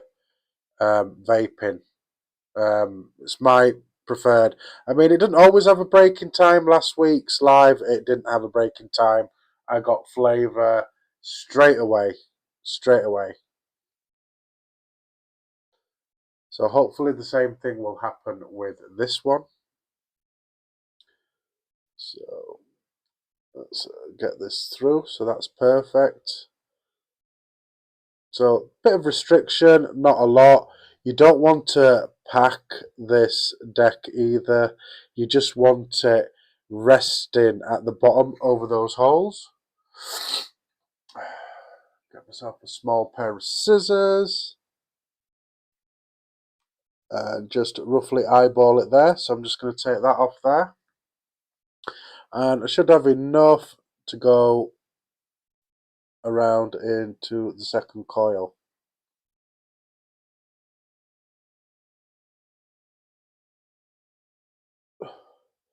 Which I more or less do. I'm just going to chop that rolly end off like so. So that's my cotton. So here in the UK, Aussie Cook, we are on 10:15 at night, so PM. So 10:15 PM we are here in the UK. So there we are. So I'm going to slightly thin this cotton out. I'm not going to fully thin it out. I just want to get any hard spots out the cotton and make it fluffy as well. A bit of extra fluff. That's all. I just want to agitate them a bit just so that it wicks nice and efficiently. Like I say, with this RTA, you don't want a lot of cotton in there. You just want it resting at the bottom of those channels that I showed you, those holes at the bottom of the deck. So comb them out. I'm just going to give them a quick haircut. Like I say, nothing too major. I'm just getting out any hard bits in the cotton.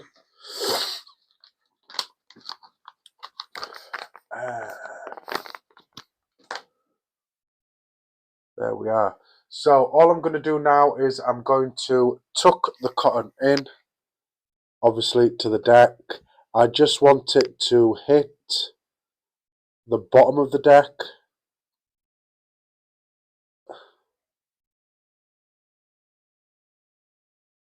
So I'm just going to thingy it in and test for length, which I will have to take some more out of there. Like I say, you don't want to pack this deck, or I don't want to pack this deck too much with cotton, otherwise I'm going to get wicking issues and I'm going to get dry hits. So I'll just do a quick trim on that side as well because I'll probably need it. And again, I'm just going to slide that in like that. There we are. So like I say, I'm not going to pack it down there. So even that there is still too much.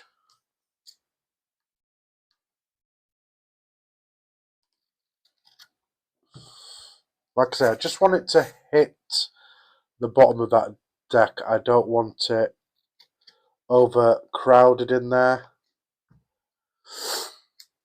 because then obviously the juices are not going to come up through those holes at the bottom of the deck and I'm going to get dry hits.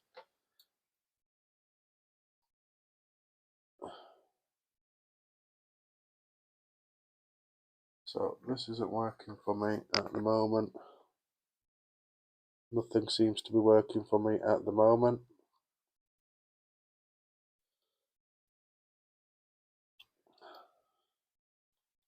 Like that. Once I get everything situated and get some juice on there, I will be able to move it slightly. So I'm sorry I'm going off camera, guys. and swoop that in just nicely like that. So pull that out. I'm just going to pull that cotton slightly, move that out the way, and tuck that in there.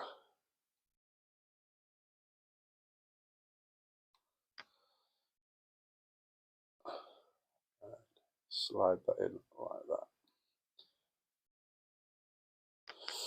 So I'm just going to get them in, get it juiced, and then I'll be able to play around with the cotton a bit better and a bit more.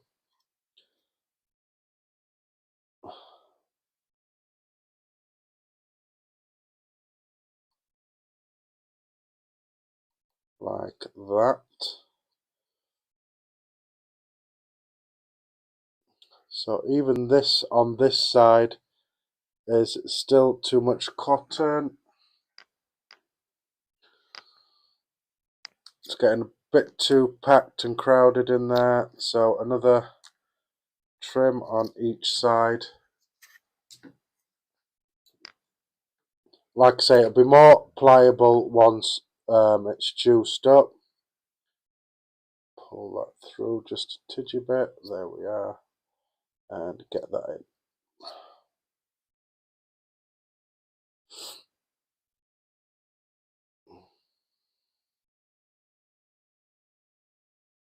And so like that. So it's a very fluffy cotton, this.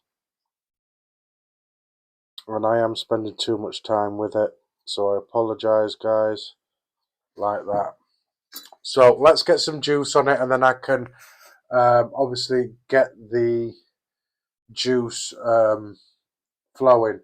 So I'm going to try this new juice that I've got in my other RDA, this dripping desserts, this butterscotch and custard. Dry hits, yeah.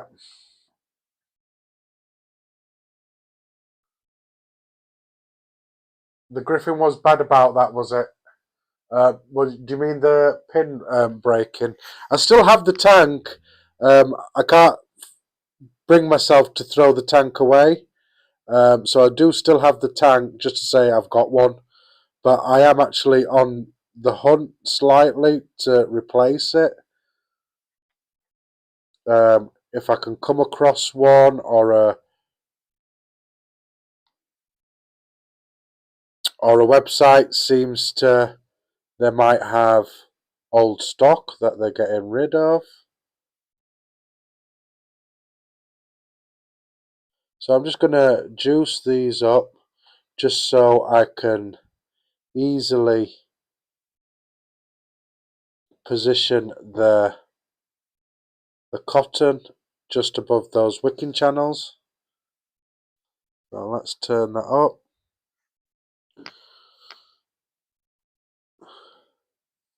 So there we are, all nice and wicked. Hi Dion, thanks for joining, mate. We've got a triple fuse Clapton on this, Dion. It was supposed to be a staggered fuse Clapton, but I just messed it up because I'm not feeling great today.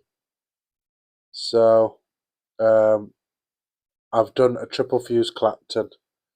So yeah, that's a lot better now it's wet. So I can position that just above the hole like that. And same thing with that.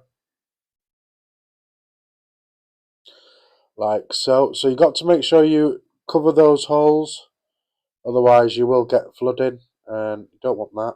You don't want flooding.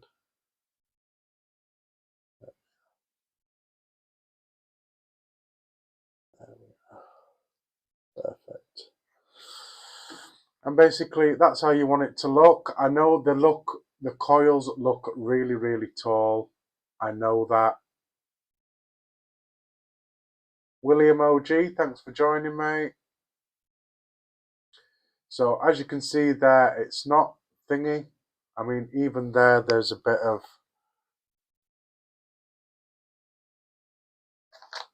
bit of empty space there, and I don't want it to flood, and it will do.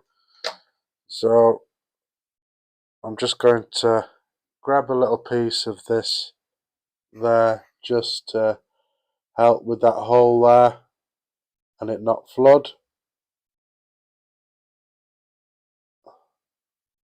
So like me, if you're in one of these RTAs and you happen to cut a bit too much off, just take a little piece and give it a little band-aid like so, and even with that side. So I did cut just slightly a bit too much off. So just so it doesn't flood, I'll just whack that there. Perfect. And we're ready. So that's all juiced up nicely, 0.11. Going inside the Boreas tank, V1, 25mm. Bit like an Aromomizer Plus, the way it's set up. So very, very carefully, I'm going to slide the deck in, making sure I'm not snagging any cotton. Make sure it's in those two divots like that. So what I'm going to do is I'm just going to fire it. So nothing's touching on the barrel, it's still firing. There's no check atomizer there. So let's get that off. So like I say, this tank held 8 mils of juice. I won't be putting 8 mils of juice in it. So like I say, this RTA, the airflow is also your juice flow control. So one of the things I didn't like about this particular RTA, I would have liked it for the juice flow control to be independent of the airflow. So make sure that is turned off. Let me find a drip tip to use. Will that one work? Yeah. So silver drip tip on there. I don't have the original drip tip that it came with. And even then I think it came with a silver drip tip as well. Like that. So what device am I going to put on? I'm not going to fill it with juice. Mind you, yeah. I'll fill it with juice. Well, not all of it with juice, but I will put some juice in it. Because obviously I don't want that deck to flood. So like I say, it does hold a decent amount of juice, about 8 mil, but I'm not going to put 8 mil in it. Just for the simple fact that if anything's wrong with my build, I can get it out quick and correct it. So, and obviously pressure, putting the top cap on. So just slight thingy there. There's nothing untowards flooding wise, even though I haven't opened my airflow. So what device am I putting on? I'm not putting it on a mech today. I'm going to put it on a regulated device. For this. I don't know why, I'm just not the sort of person that likes an RTA on a mech. I don't know why. I'm not saying that I've never done it, and I don't every now and then put an RTA on a mech. It's just, for me, mechs is, I just put RDAs on mechs.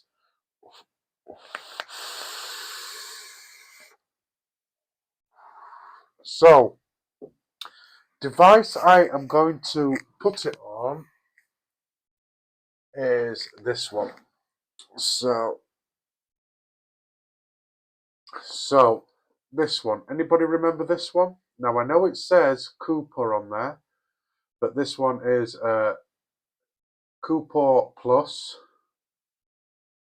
200 watt.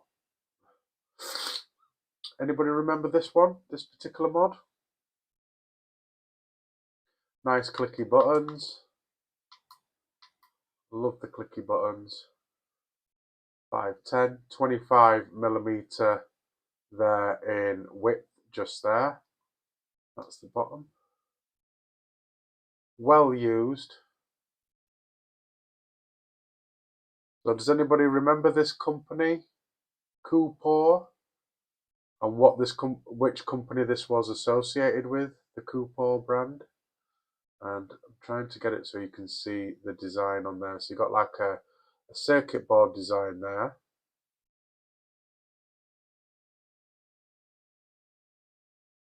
And battery.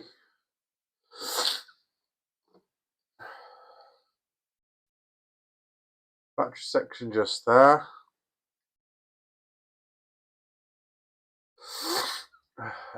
Dion.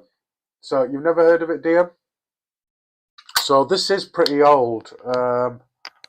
Let me do a quick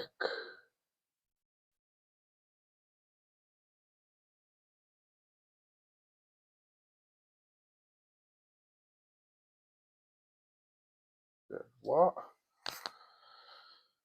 So this would have been same as the RTA, 2016 time.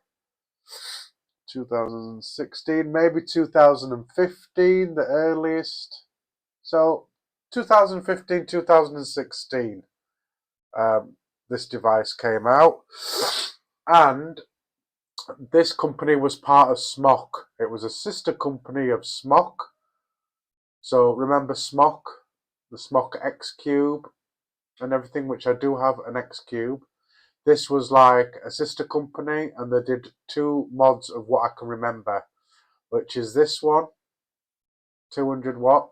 So the interface and everything works exactly like a Smok mod back then, or the X Cube 2 back in the day. Same thing, works exactly the same. The menus are the same, the shortcuts are the same, and all that on this one. So basically, it's a Smok box mod. Do you have a silver one or a black one, or even a red or a white one? I can't even remember. I think the X Cube came in silver and black, if I remember correctly. So let's get some batteries on here. I do have some in the charger, freshly charged. So I've got some OBD booby wraps there.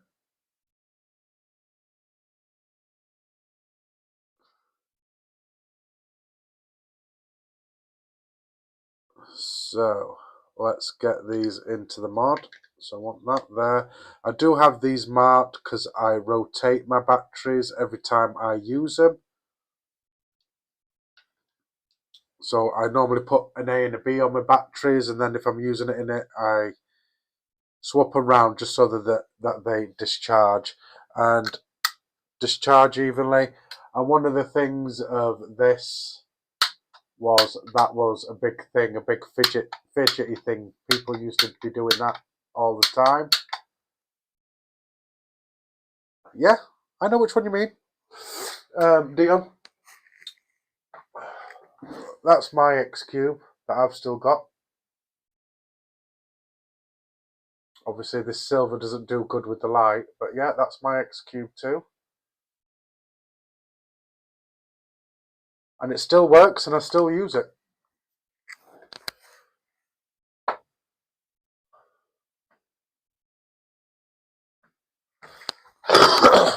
Like I say, I do have some regulated devices. I just don't use regulated devices as much as I do mech mods.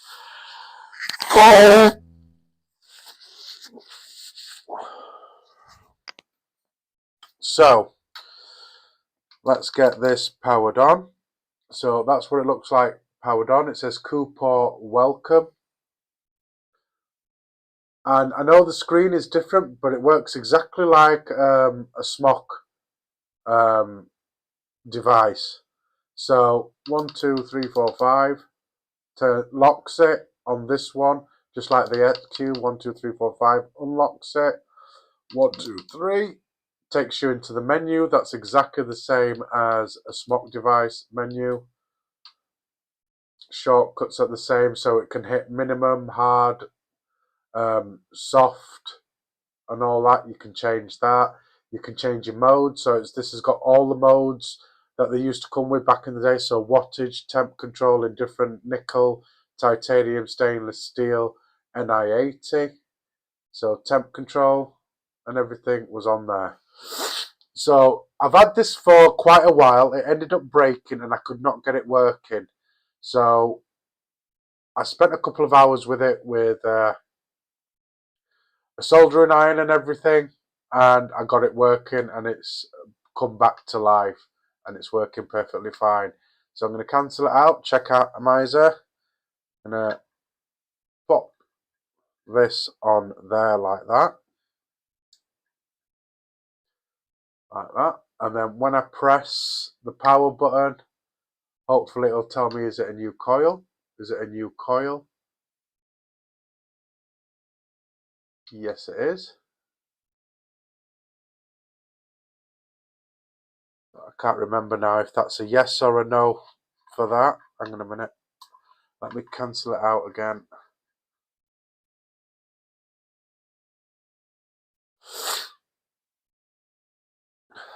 So.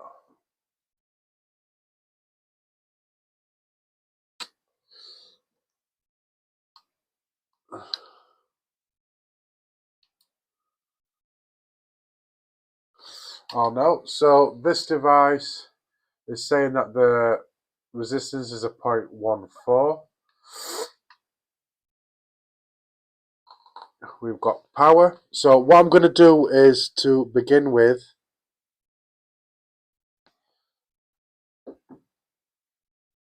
is I'm just going to open one hole.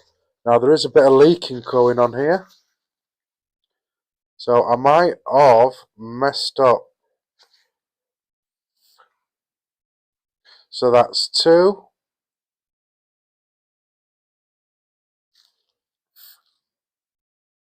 So I've got 2 holes there so far. I think it's because the top glass wasn't screwed on properly. It doesn't sound as if it is.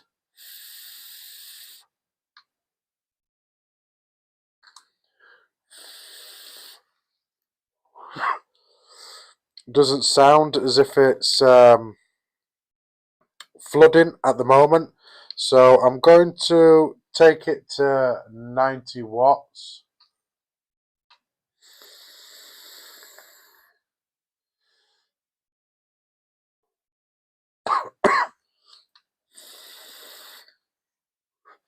So I can tell straight away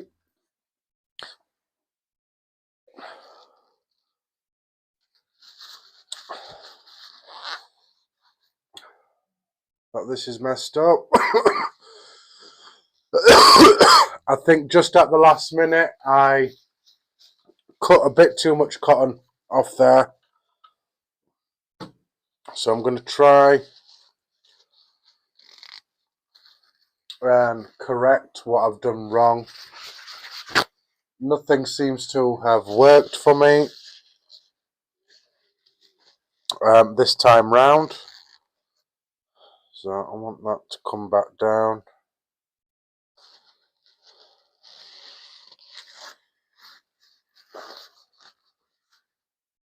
Cuboid as well. Yeah, that is definitely an old one, the cuboid.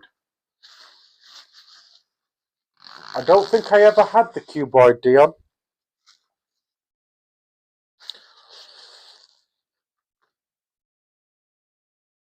Yeah.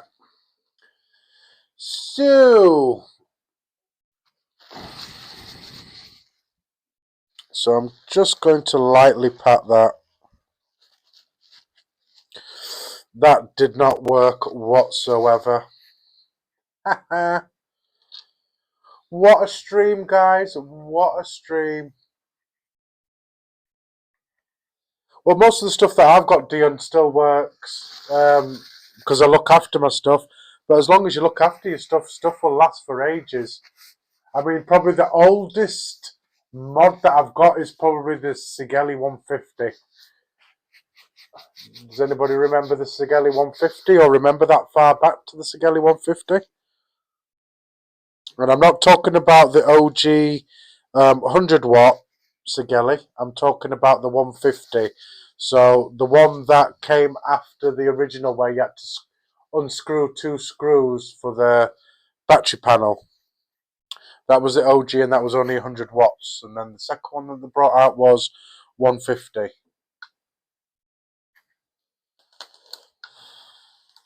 Right, so let's re-wick this Mochoco. Something is going to go right in this stream if it kills me. So let's get them heated up again. I've used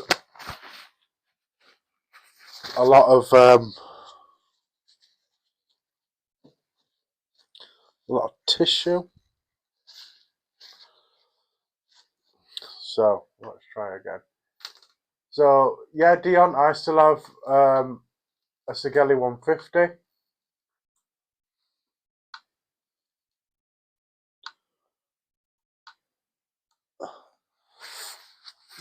In black. I had a wrap put on it because I didn't want it to get damaged or anything, but it is in mint condition. Alright, where's stuff that I need?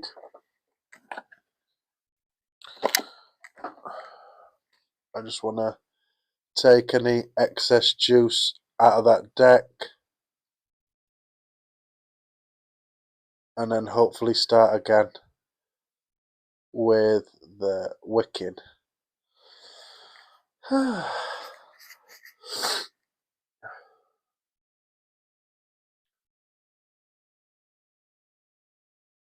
So just while you guys are here, this is what I'm talking about, one of them. So Sigeli 150. So this has got a wrap on it. Who remembers Zap wraps?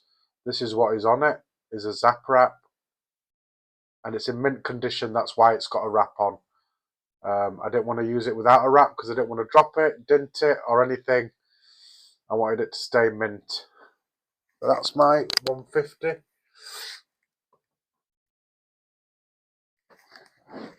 Right, let's try wicking this again, just like trying to build a flipping coil. So let's get some more out. So this is basically how Kendo comes, just comes in one long strip like that. And then you just cut it off.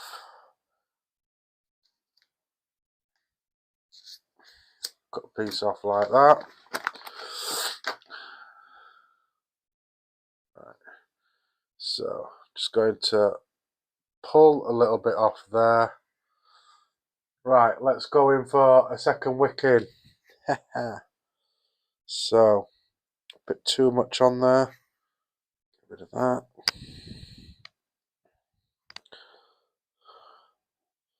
So roll it, get it rolled. Come on, let's get going. Let's get at least one decent vape out of it.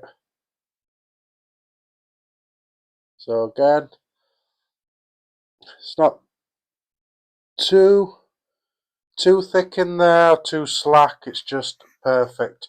You want a bit of movement in it. Will do nicely. So again, just going to eyeball this. Try not to waste any cotton, if I can help it.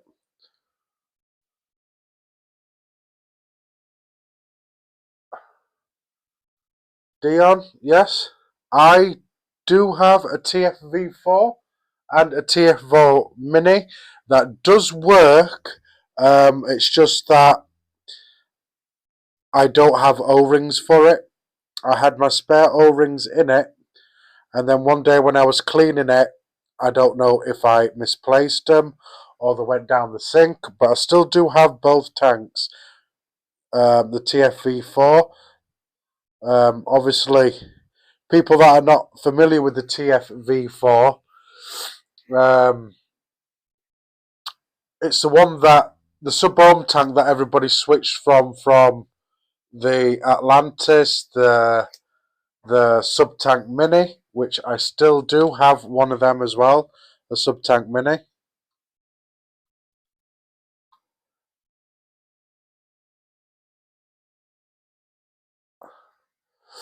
Which I do still have. Like I say, I do have a sub-tank mini. Anybody remembers a sub-tank mini or the Atlantis?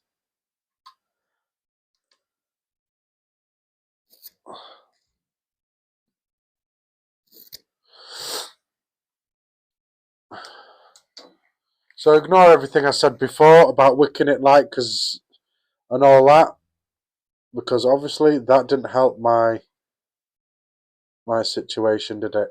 So again, I'm just going to get the cotton tucked in, and then when I get some juice on it, I'll do some extra bits at getting it in place. Well, hey, nothing's going right. Nothing's going right.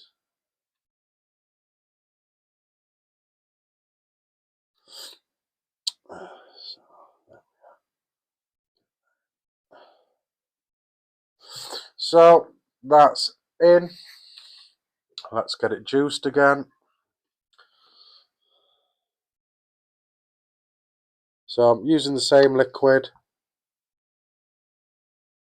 This dripping desserts from Exceptional Vape.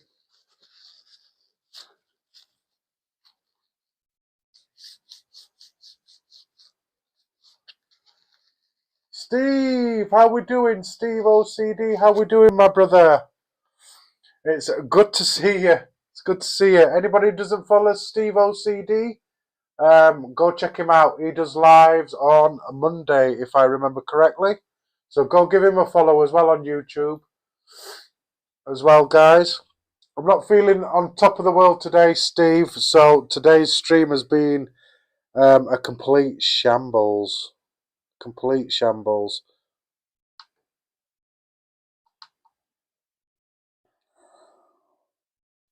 So get all this juiced up. Put some in there.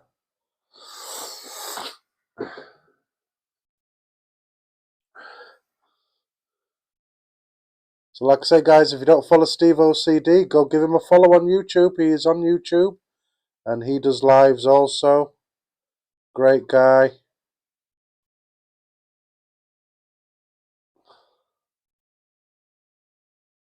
And I like to give shout out to other YouTubers and stuff like that. Nothing but love on this channel.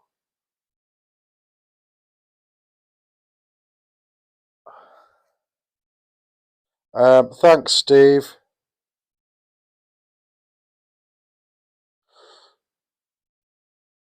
I hope you had a good Christmas and a great New Year, Steve. I had basically a shit end of last year with family and everything.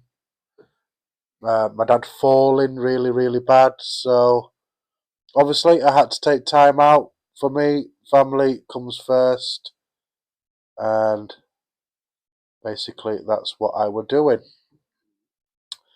If anybody were wondering where I disappeared to or why I stopped doing lives, it's just I had to take care of family, because family comes first.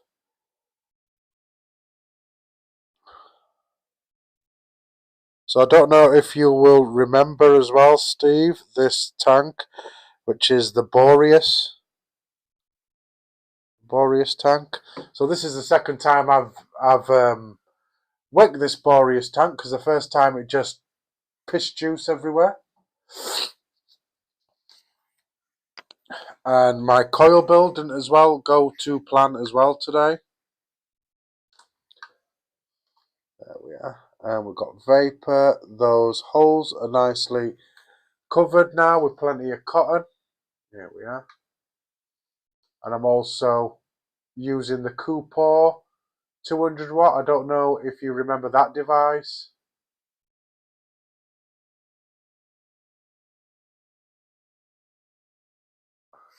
Most definitely, mate. Most definitely. Luckily, I've got my regulars that come in, and then also the hashtag replay crew. They come in, and I have my little group of people that support me. Oh, where are we? So, like I say, Steve, I'm doing the Boreas tank. I don't know if you remember this tank.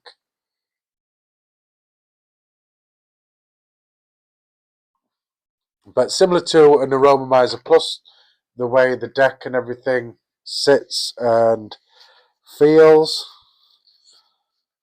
So this is one of the reasons why I didn't like the airflow and the juice flow on the same ring. I liked it separate. Because if you wanted your airflow open, wide open, but you wanted your juice flow on low, obviously you couldn't have the two. You had to have low juice flow and low airflow, or fully open and fully open airflow.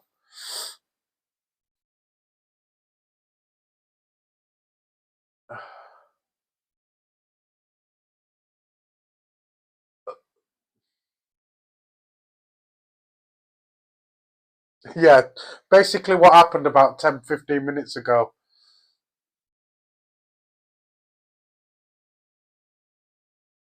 So, Dion, which coil was on it? Because they came with some fat, massive coils on that, and there was different. It was Dion, was the TFV4 or anybody else in chat? Weren't they the first ones that had stock coils that had more than one coil in? Because they came with one coil, dual coil, 4 coils, and stuff like that. It was unbelievable. You could easily run the TFV4 over 100 watts, easy. So, bottom goes on again. See how we go. Make sure my airflow is completely off.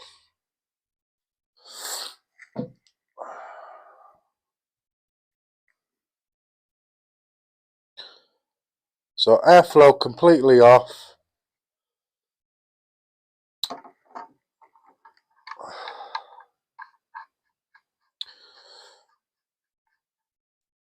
And also with the way I wicked it and maybe a bit of pressure from putting the top cap on, as you can see some bubbles came when I took it off. So like I say, I'm not going to fill it all the way up just in case the same thing happens.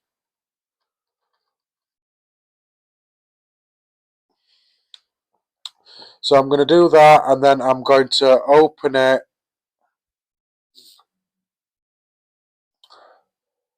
Open it twice.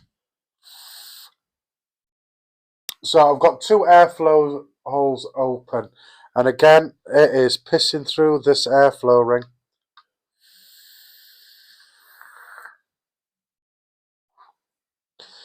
So I've got it on a bit too high there. Let's get you down to about 70 watts. See how that goes. And I've got it on minimum strength as well, so it's not going to hit too hard.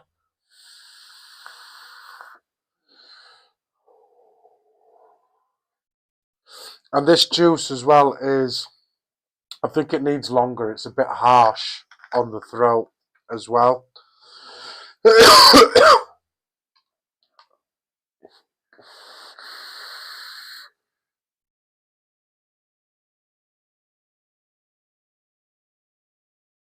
Dual stainless steel, wow. Did you ever get the RDA section for that, Dion?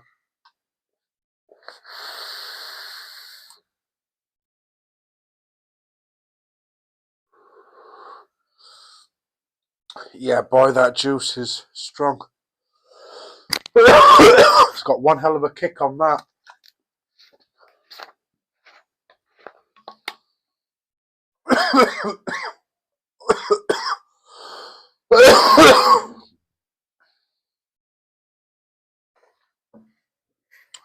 So it looks like the re-wicking has sorted it out.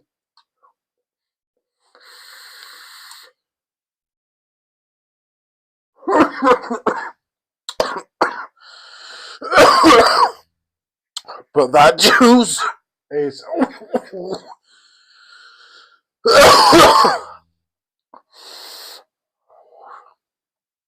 that juice is strong.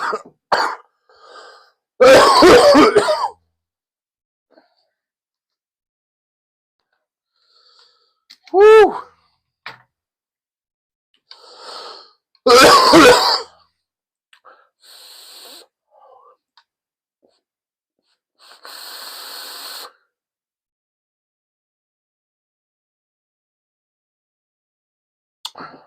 So, excuse me, guys. Like I say, that juice is extremely strong on the throat. But yeah, the re-wicking has sorted it. It's not flooding. I think that initial pressure from putting the top cap on has made it piss out of here. So it probably needs new O-rings putting on there.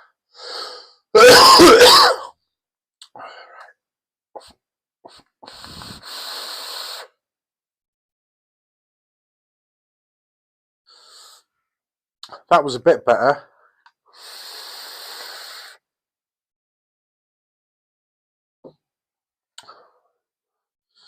But I do have the airflow fully open, so that means the juice flow is fully open on that.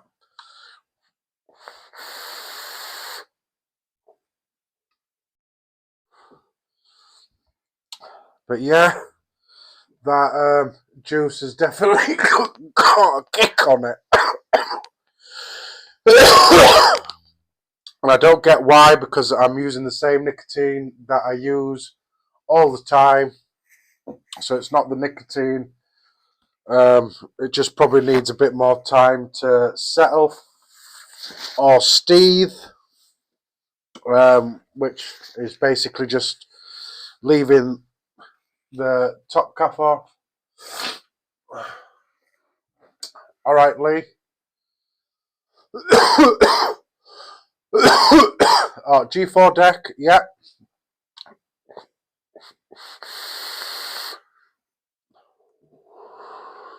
Lee, this G4 deck was a fucker to build on. It's probably one of these. What is it? The TF RTA, so which should have been this one. And I don't know if this has the G4 in it. Yeah, that one does have the G4 in it. So that's what the G4 TF RTA looked like with the G4 deck. Right fucker to build on. So I think that's got some 28 gauge fused Claptons in there.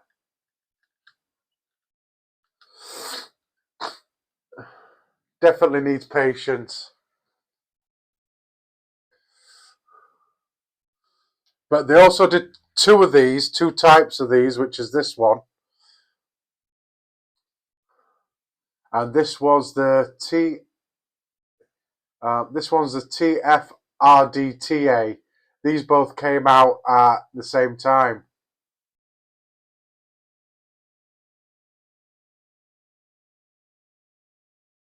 Which one, Steve, are you talking about? You mean, did he do a retro vape section?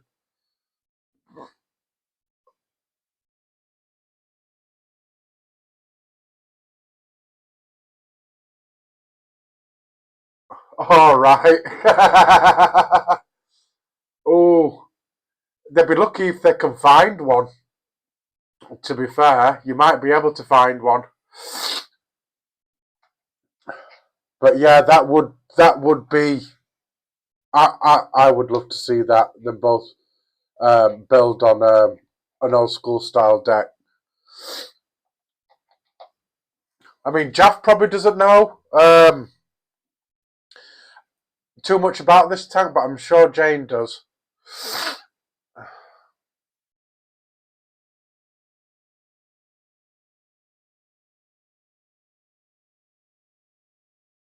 Yeah, the Steam Crave one. Yeah, that's this one. This one's the TF RDTA, which is similar to what this is as well. It's the same sort of thing. RDTA.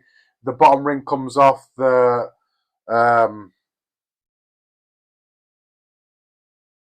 comes off like the aromomizer,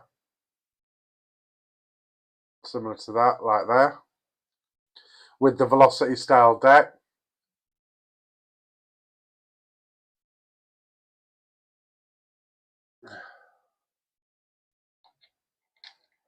I'm wondering if it's the one that I'm thinking of.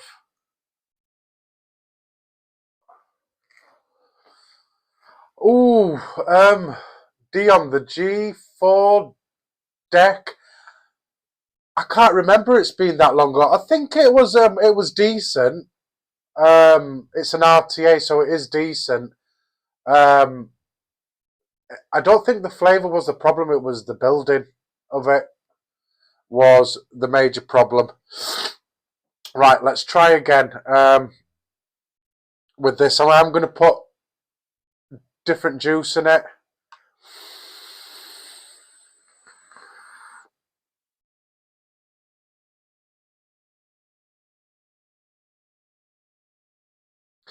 Yeah, true.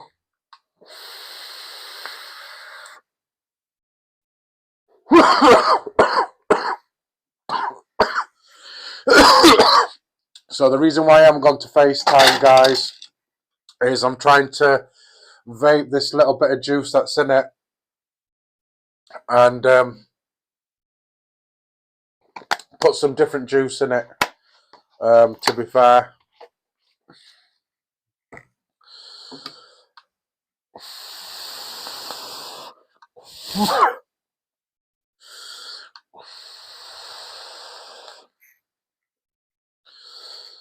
Try and get this juice done from this tank.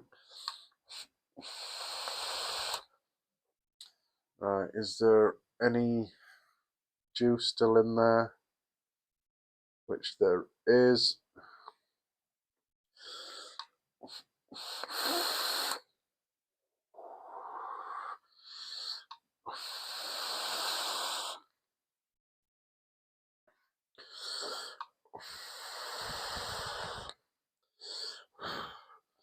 So what I'm going to do is I'm just going to put it upside down like that. I'm going to close the airflow off because that's also the juice flow control.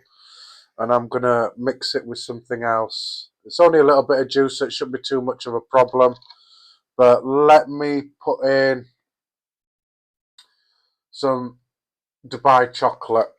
Let's get some of that in there, because that is a lot smoother. Now, if I cough with this juice, then I know it's my throat and I'm coming down with something. So what I'm going to do is I'm going to quickly do that, because obviously there's going to be pressure, and then I'm going to open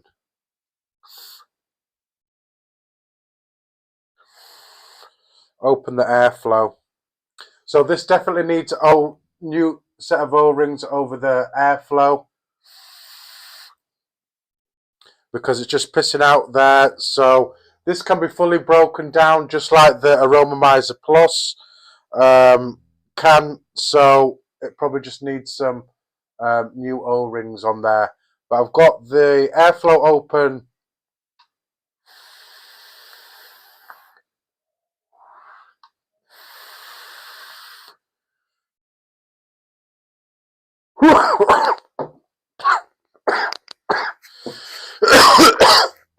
airflow open 2 holes like that. I'm just going to let that juice get to that wick and those coils. But it's feeling very lighter on there. Right, let me do a bit of cleaning up, go back to FaceTime, and we'll have a bit of a chat. Thanks to everybody that has stayed through this absolutely diabolical sham of a live stream. I think, like I say, it's a bit. I think it's down to me not feeling too great today, or suddenly just going downhill back end of today. So, right, that needs to go back into rest a bit more. Get that there. Do some tidying up. Right, so I'm going to move you back to FaceTime. And we'll have a bit of a chat about stuff.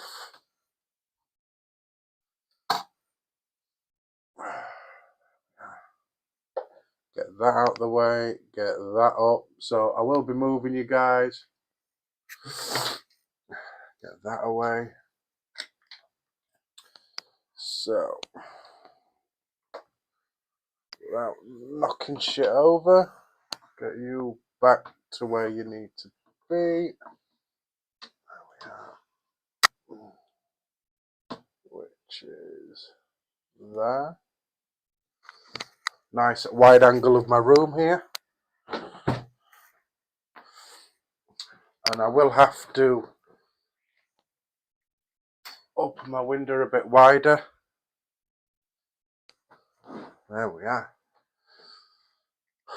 And change that to there. There we are, guys. And you can see me.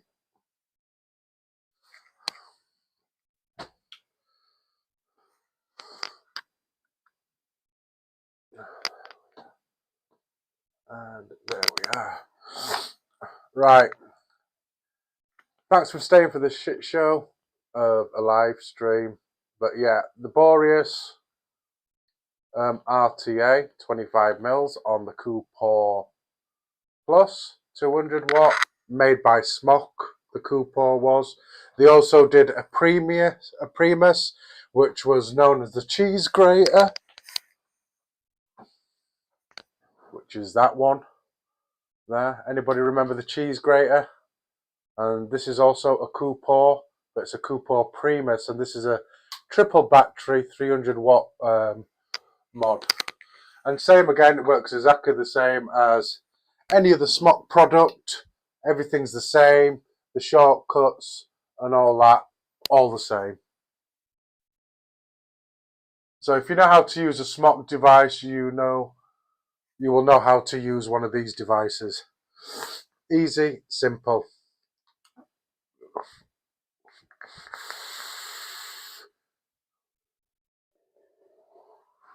So that other juice is going out now, and I'm starting to get that Dubai custard coming in.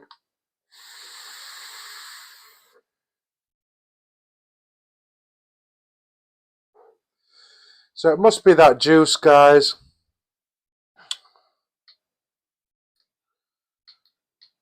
So I'm on 70 watts. Let's put it up to 75.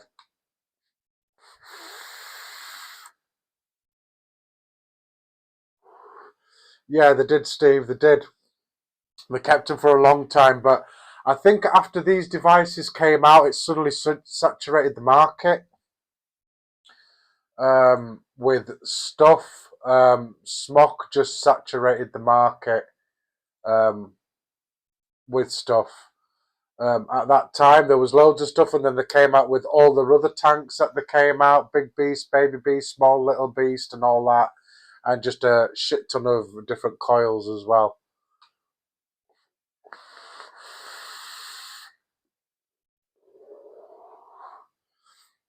That's starting to come through now.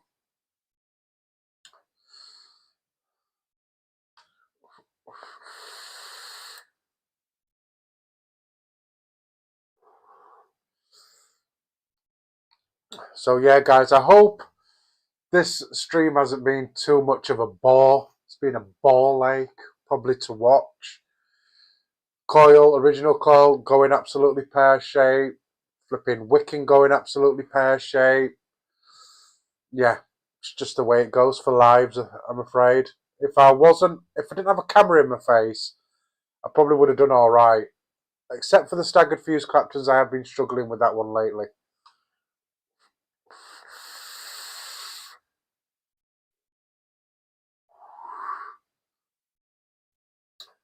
Yeah, that Dubai chocolate is coming through now. So it's definitely that juice that was kicking my throat. Which I don't understand why it's doing that, because I'm using the same nicotine that I've used and stuff like that.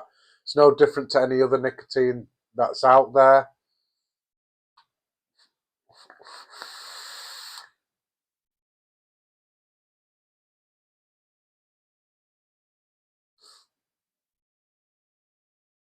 Yeah, there were. But shops back then as well, people knew what they were talking about as well, Steve. Um, yeah. Now, I don't know what it's like in the USA, but in the UK, we've got a lot of restrictions and rules and regulations. Um, disposables overtake this sort of generation now. So you can't really go into any shops without them having disposables and stuff like that. And pod kits, which isn't a problem, but they don't do anything rebuildable. There's a sort of like a niche market now. If anybody wants anything rebuildable, you have to go online now for us here in the UK.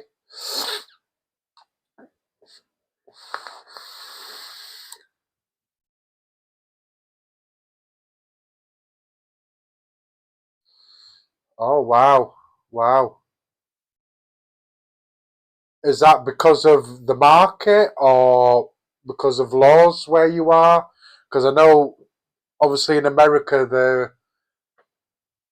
there's a lot of stuff that they want to implement or have implemented in some places. Um, but yeah, it's absolutely getting ridiculous now where vaping's concerned. In the UK, anyway. I mean, I feel sorry for abroad where they've banned it and stuff like that. And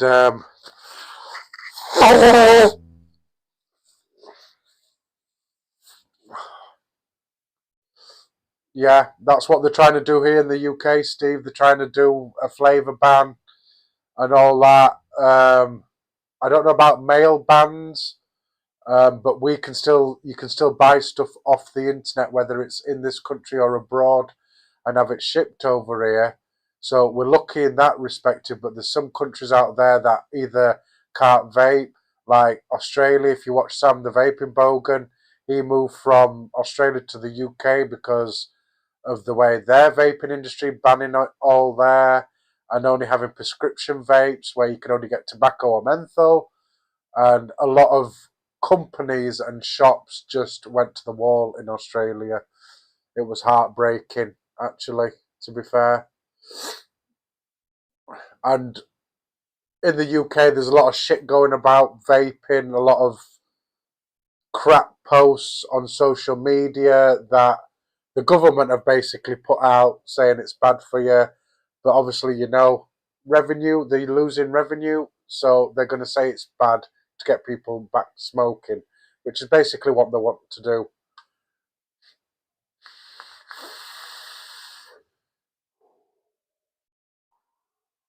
It's coming through a bit better now, a bit lighter on my throat. There is still a bit of a tickle there. Obviously, there was a little bit of juice still left in there, but I think I'm definitely coming down with something.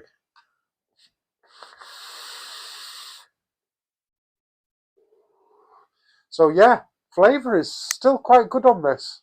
Still quite good. I mean, it's not up there with some of the RTAs that are out now, but still a nice, decent, nostalgic vape from it.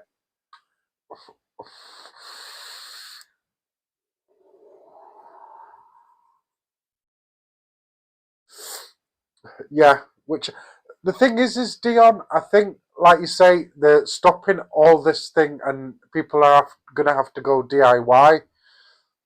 But I think with the TPD, where juice is concerned, they might find a loophole or find a loophole around it. I'm hoping that they do, like they did with obviously the short fills and the nick shots that you get separately. But I think where DIY is concerned, they're just going to turn into like a bakery website and pretend that they're selling bakery stuff, flavorings, VG, PG. There's something's going to happen. There's going to be some sort of loophole somewhere, I think, or I hope so anyway.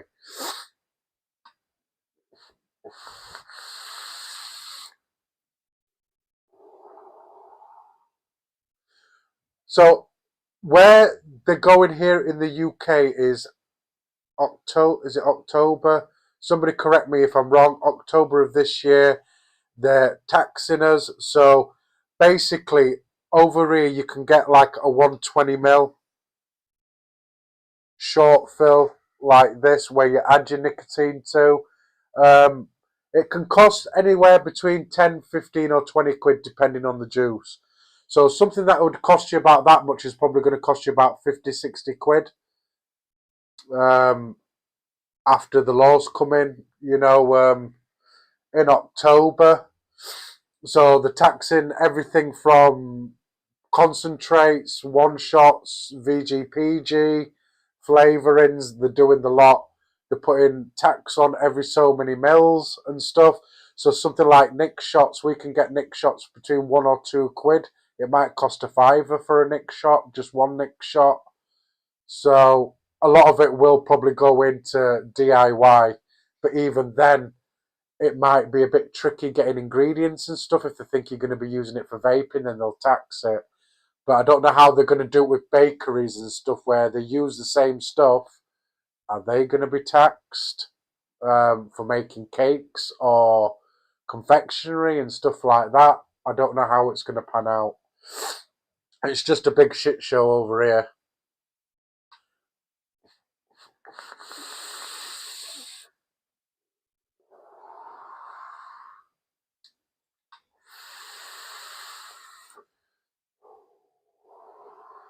So I think some of this flavour probably has come down to obviously the coil that I made as well. Probably with an alien or maybe a staggered fuse Clapton, the flavour would be a bit better. This is just a tri-core fuse Clapton, basically. You will definitely get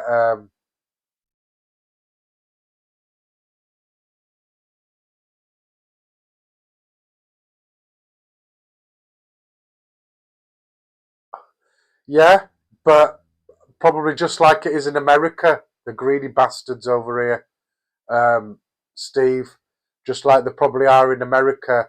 And I think because all these years that they've missed out making money off vaping and lost a lot of revenue on tobacco and cigarettes, obviously they're going into it big time now. They could have done it years ago and put a bit of tax on and been all right. But I think for everybody, I think in exactly the same way you are, Steve, um, is maybe doing it like that, the way you've said in your comment. But they're not going to do that. They're going to tax everything, every solitary thing. Ingredients to make vape juices as well as pre-made vape juices. So I don't know what's going to happen with companies and how that's going to work out. Or if just juice companies are just going to shut down and just open up as a bakery. I don't know. Like I say, it's a complete shit show. I'm hoping that something happens within the time, but it's already set in stone here in the UK what they're going to do.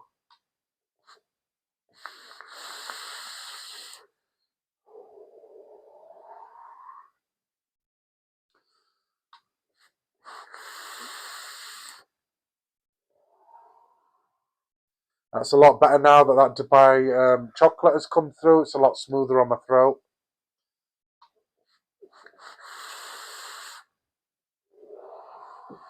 Nice. I can't complain with the flavour. Flavour's not top notch, but it's not a RTA that I think that's it. I'm not going to use anymore. But there's definitely I'd say Steam Crave do this sort of setup the best.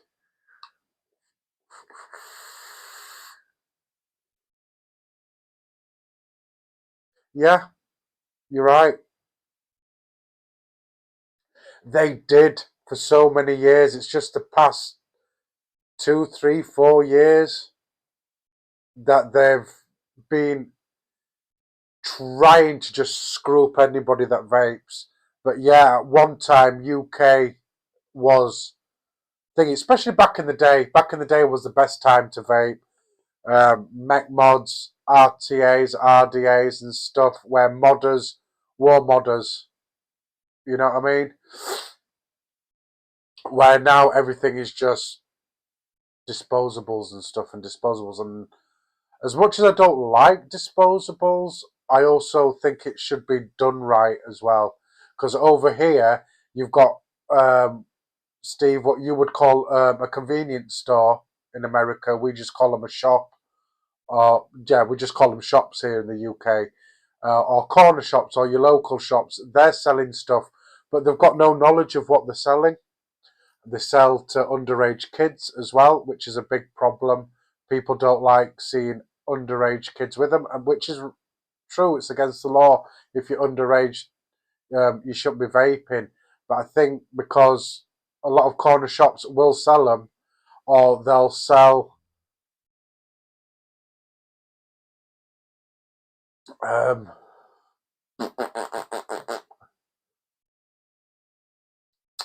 they'll sell counterfeit stuff if they can get it cheap and sell it for the same price and make more money on it. It's stupid. I mean, the vape shops that I've got near me, I mean, I've got a couple that's in our town, which is a couple of minutes away from where I live. Um, they're mostly disposables, and shops are empty. The amount of shops that I see empty is unbelievable. Is unbelievable. I don't know how they're making money because most of the shops that I see they're empty most of the time, and I think to myself, how are you paying for rent? How are you paying for electric? Obviously, your stock that you're using as well.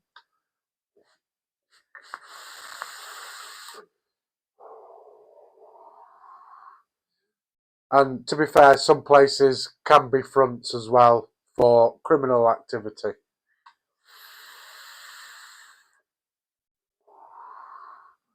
That's a lot better.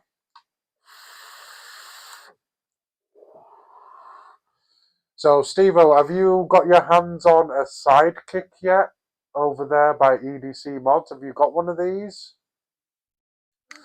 I haven't been watching your lives because I've just been completely busy. So I might have to do a binge watch of your lives. So I don't know since the last time I watched if you've had one of these or bought one of these or been sent one of these. But yeah, great mod, great mech this is.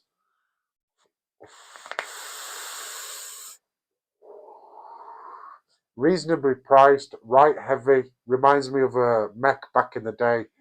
It's got some weight to it. I do like a mech with some weight on it.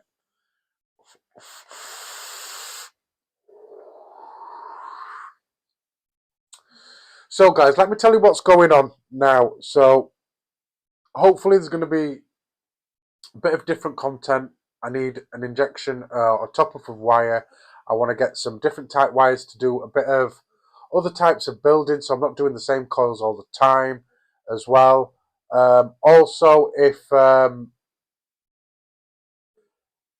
you follow me on social media and you attempt any of the builds that I do, feel free to send your pictures in.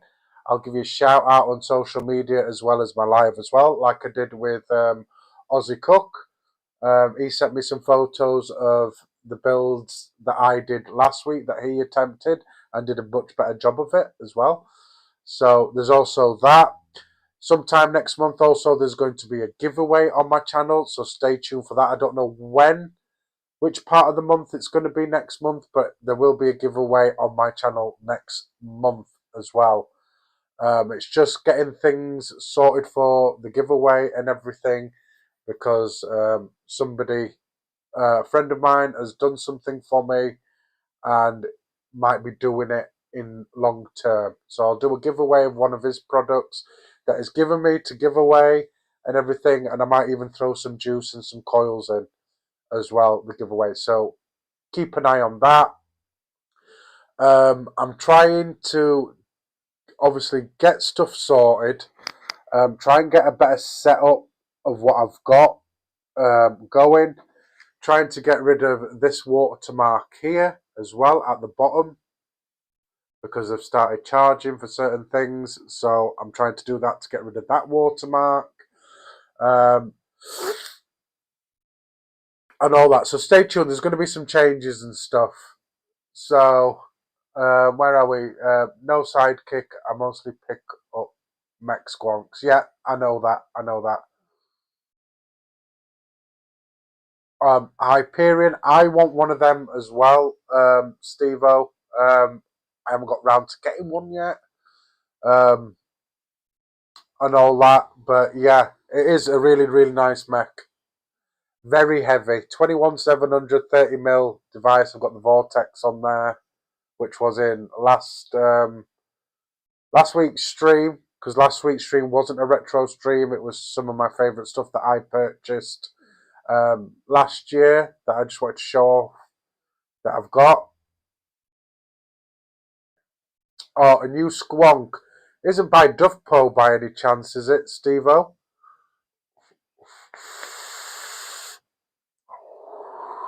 Because I think Duffpo have just brought out a new squonk. Is it called the Flip Side?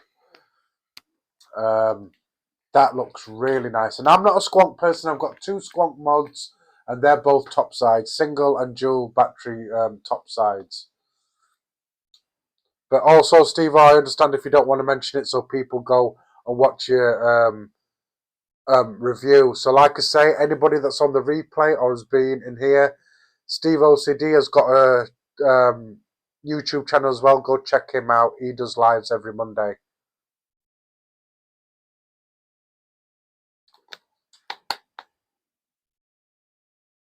The Flip Side, right. I will like that, Lee. But I don't know. I think it's got sort of like an empire-y look to it, I think. You know, that Grim Green did, like an empire. Sort of that sort of look to it. Like I said, I'm not really a squonk person, but I think I would like one.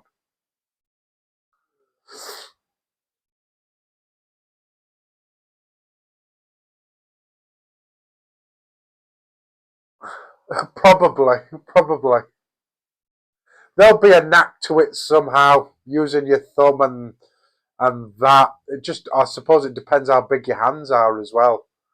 Will it be able to fit round it?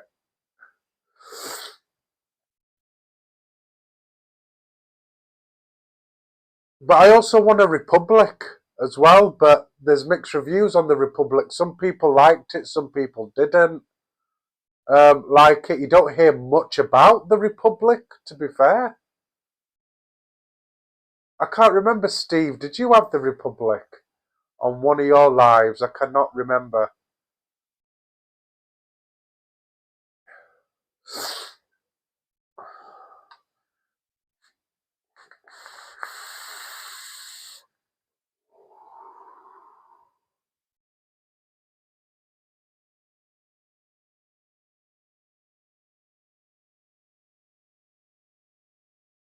All right.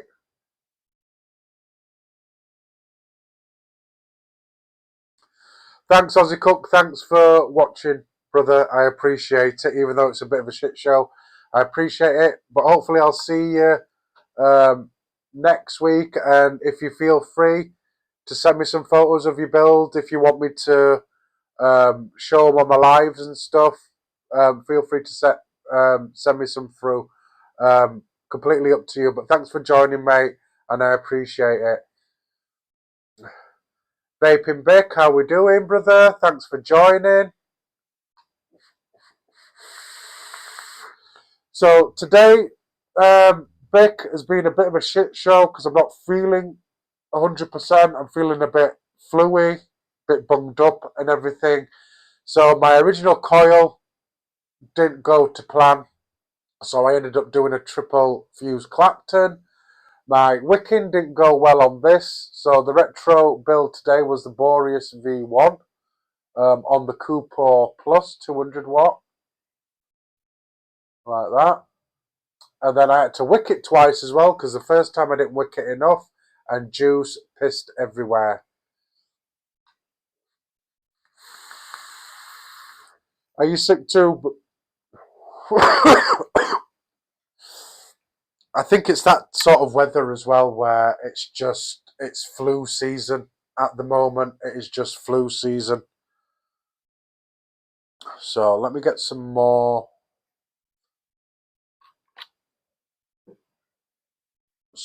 juice. So Bick, how are you enjoying the Hyperion V2? Because I know you've had it.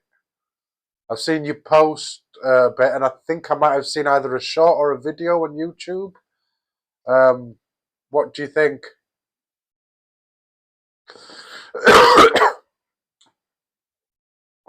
To the Hyperion. So let's put some more juice in this.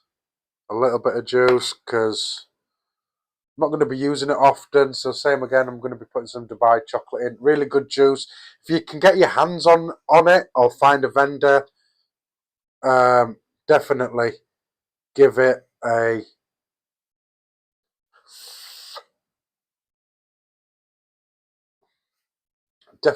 try. I don't know if you've tried that, Vic.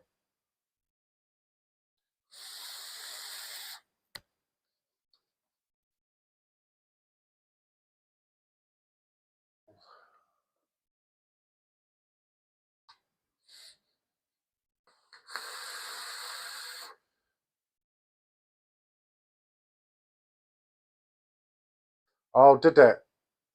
So let's put it this way, Vic. I do want an Infinity mod, a mod off Oscar, but that's probably the closest I'm going to get to one of his mod is the Hyperion cost-wise.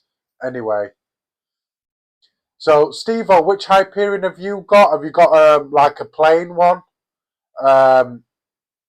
Or do you have one with skulls and stuff on them?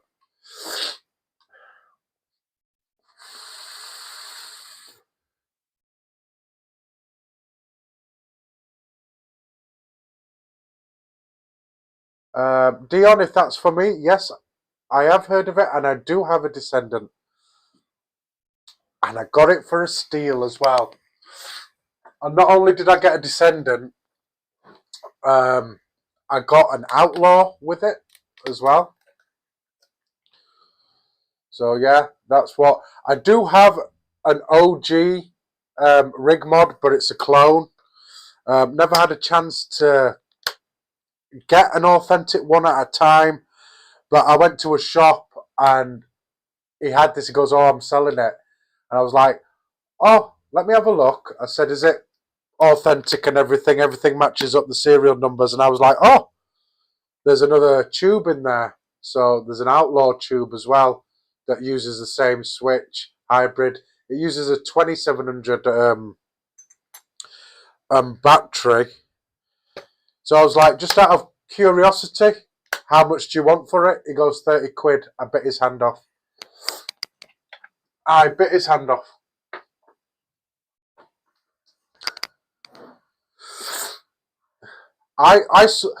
Anything that I've probably got that's authentic, I probably do hardly use it. I want to keep it in such pristine condition.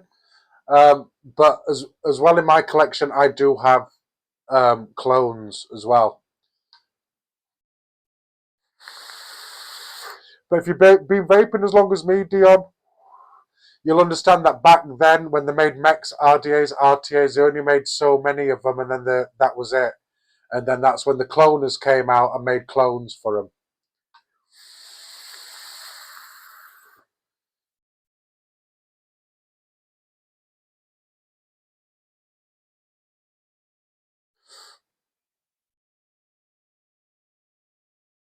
Yeah, sorry, Steve, I've misread your your comment.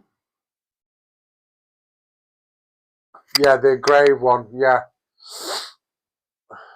that is a bargain, definitely. But you're telling me? I think that's one of the reasons why I like retro stuff and old school stuff, because you can pick some really, really good deals up on mechs later on, especially if people have still got them or they want to get rid of them. I do have a few mechs that I don't particularly use as much. Does anybody remember the Phantom by Watofo? The Phantom mech? That's probably at that time, that was probably my favourite Watofo product back then, back in that day.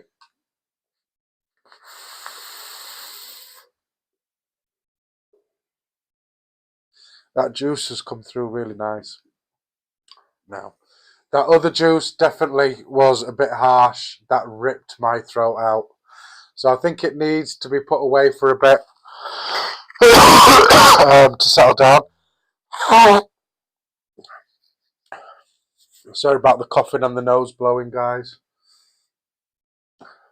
But yeah, like I say, I do have an original rig mod. It's a clone, and I have modified it. It needs a clean, but that's my OG rig clone. And as you can see, I have modified it because of the venting at the bottom. I drilled 2 holes in each side, so it had some decent venting on it. So if you ever had a clone of this, then you'll probably understand why I did the modification. Would I have done it if it wasn't authentic? No, I wouldn't, because it would have been made properly.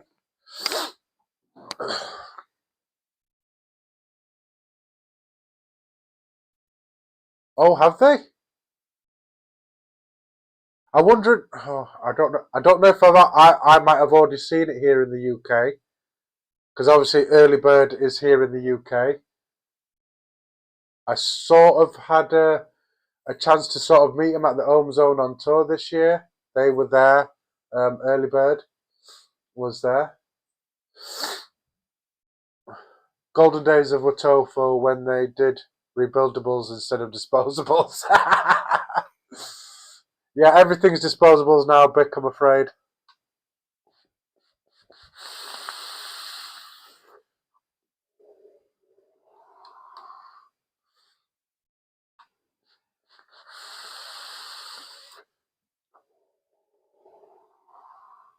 That flavour's coming through nice now.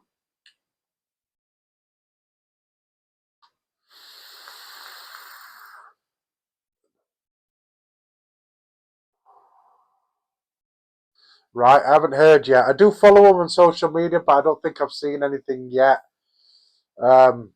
Because this isn't my full-time job, I've also got a family and stuff and all that. So, unfortunately, they get priority over anything that I do here.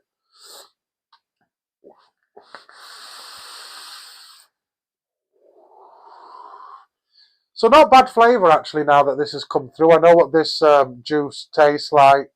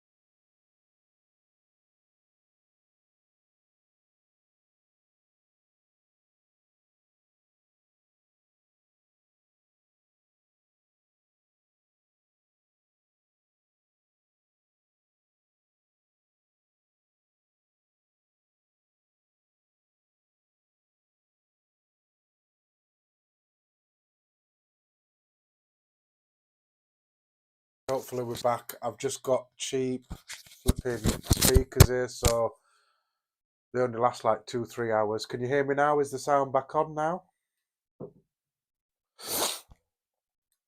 Like I say, everything's all in the pipeline, guys, and we're getting a better setup, better camera setup, better microphones, and stuff like that.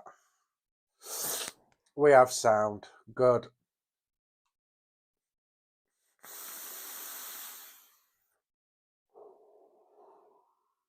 Quite enjoying this, actually, to be fair. I haven't used this tank in probably ages now.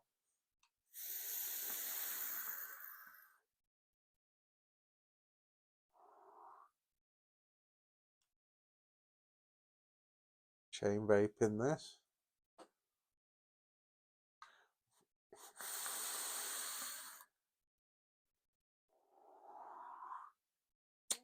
Nice.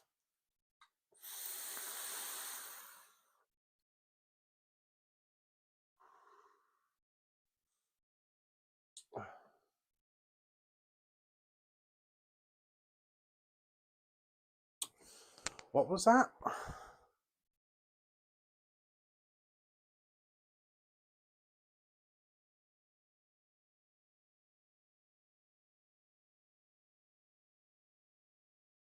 Oh, shut up, Nightbot. We're chatting here.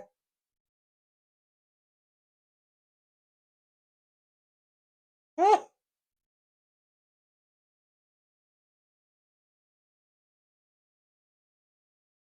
Don't listen to Nightbot, guys. Dean, I don't think you spamming, mate.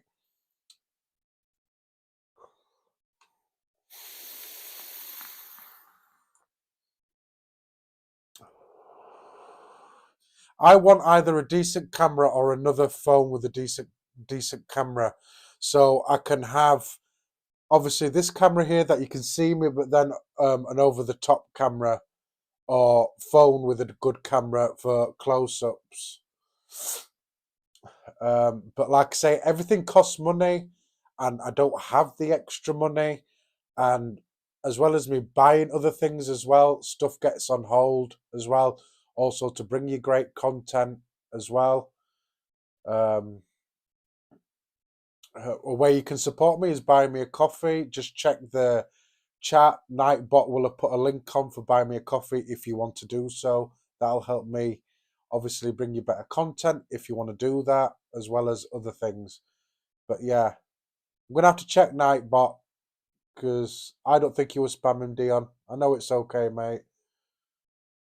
But what do they expect from a live? People are going to be chatting, people are going to be talking. So it's probably a setting that I have to check on. I'm just getting to terms with Nightbot and everything. I have had to tweak it for this week's stream, so the things come on a bit more because it hardly came on last week. So see how it goes.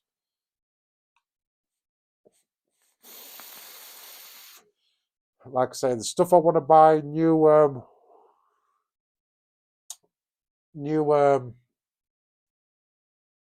top up of wires, some different wires, so I can do some different builds and stuff.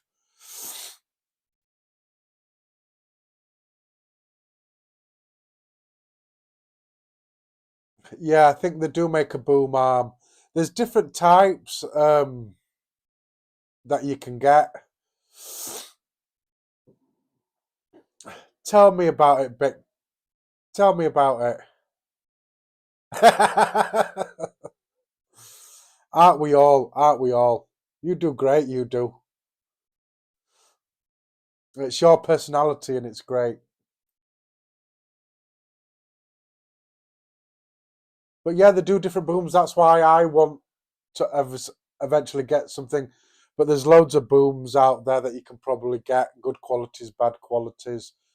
I know Big's probably got a good setup as well. He might be able to let you know about any good booms that are out there to mount a camera.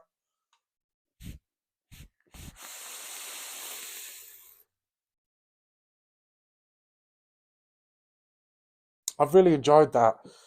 Even though all the messing around with the build and the wicking and stuff, I have enjoyed it. But let's have a toot on this.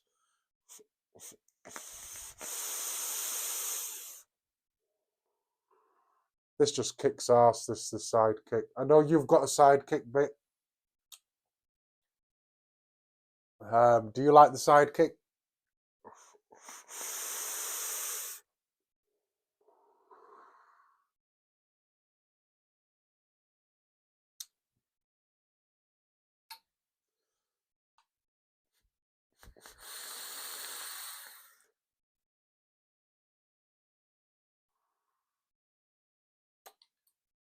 Oh.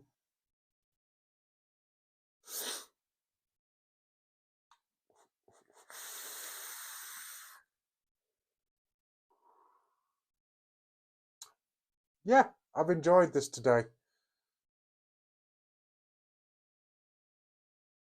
Oh, I thought you had a sidekick, but it might be somebody else that I've seen on a short or a review or something.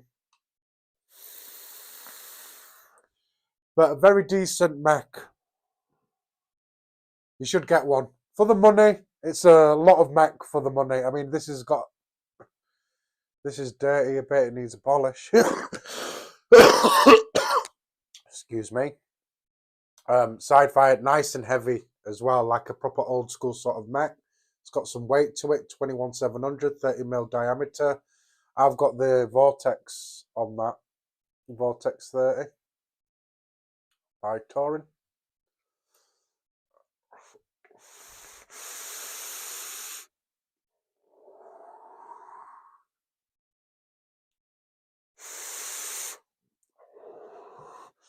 So, like always, guys, if you can think of anything apart from obviously my setup, my camera and everything, if you've got any suggestions that might make my lives a bit better, feel free to comment. Also on the replay crew, feel free to comment, and I'll take them into consideration as well. It might have been the six-pack kid, Steve-O.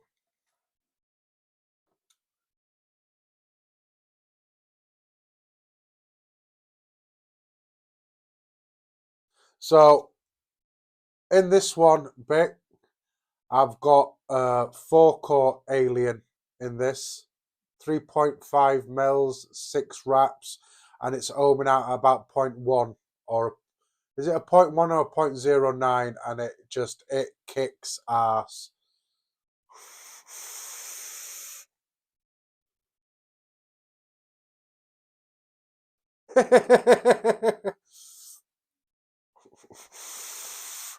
You probably are true. I just wish I had the money to be like that. You know, like a proper high-end thingy. But there's people out there that do stuff like that. Just to think of a few. Todd Reviews, Gentleman's Crackle channel as well. They do high-end stuff as well. There's quite a few as well. Does Sorteal do high-end stuff as well? I can't remember now. I haven't watched Sorteal in quite a while now.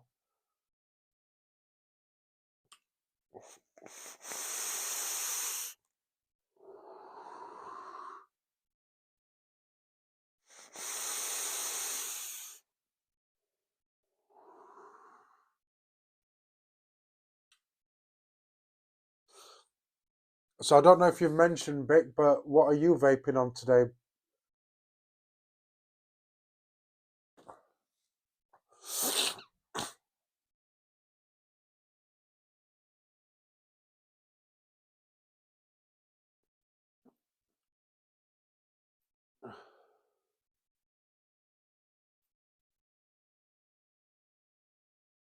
Oh, he doesn't. Right. I can't say I watch Sorteal a lot, but I do every now and then. If he's got something up that I'm interested in, I'll watch. And that's nothing against him as a reviewer or anything. It's just there's so many out there that I watch or don't get a chance to watch.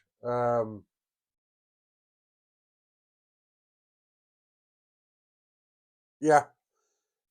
similar to what I do, Steve. Hence it being a retro channel and stuff from back in the day, because you can pick stuff up secondhand pretty cheap, compared to some high-end stuff now that I would just love to have. But saying that, there's also a market for sort of high-end stuff, but at a reasonable price, i.e. the Hyperion V2, the Sidekick, and also, is it the Arcless V2?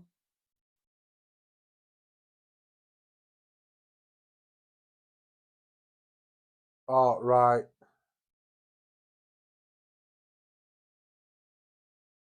Yeah, Sawteel's good, good.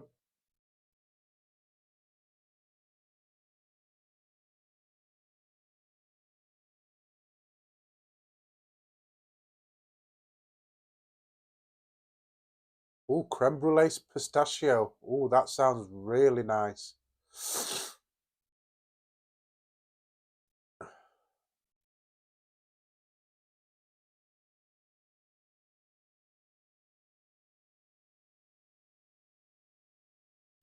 Yeah, same as me.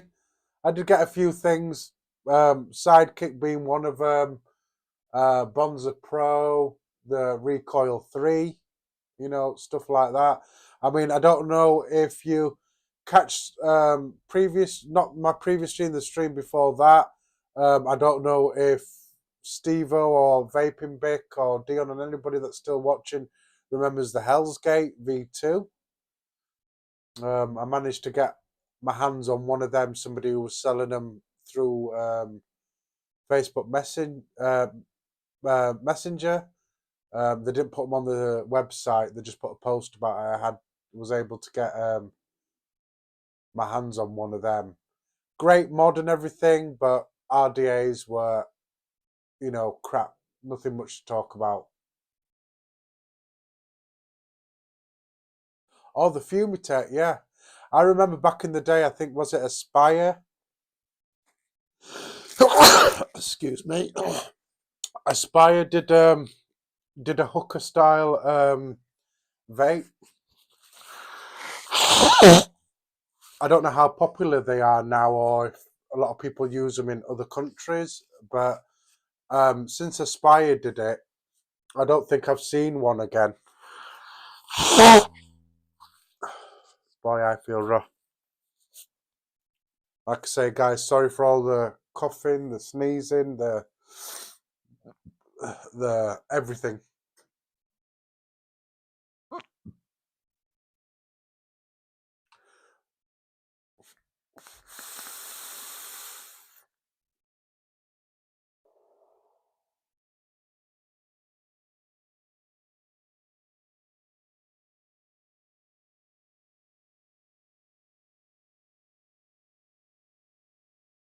Oh, did they? I didn't even know that.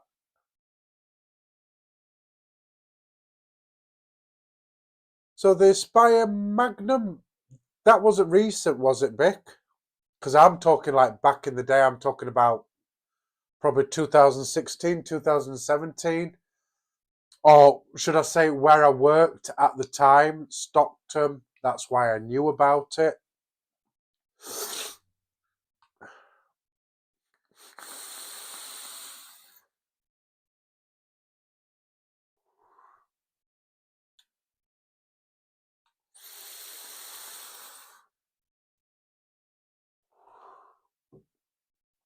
Delicious.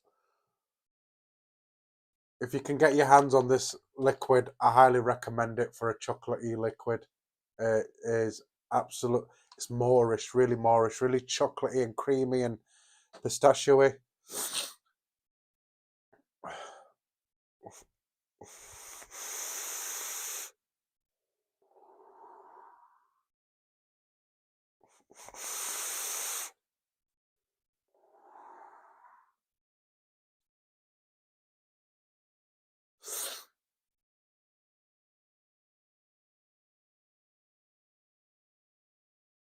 I'm finding it really hard to get hold of here in the UK.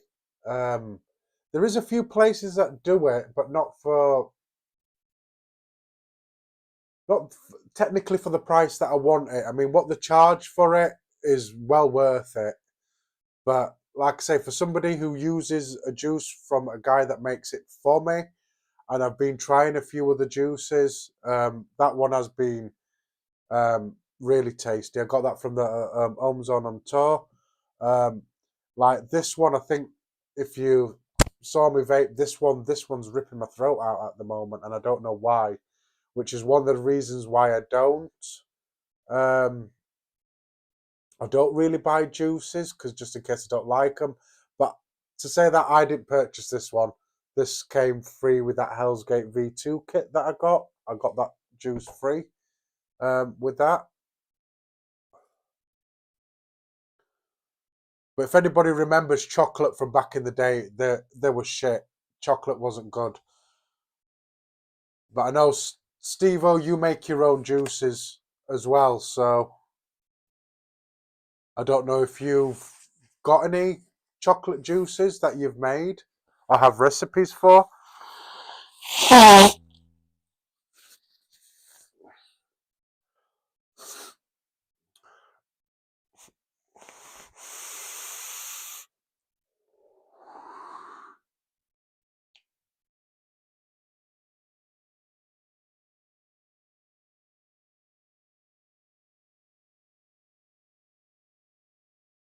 Oh, wow.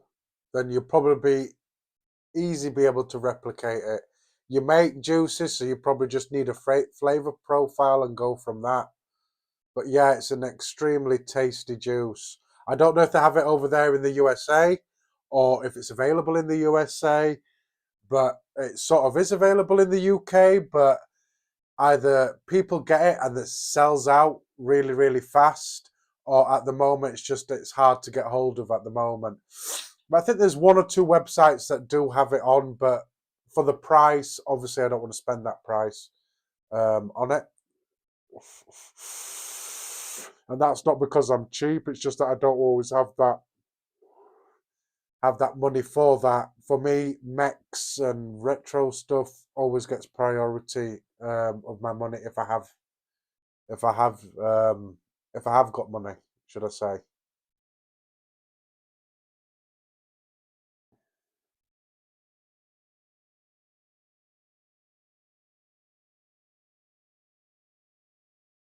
Oh wow.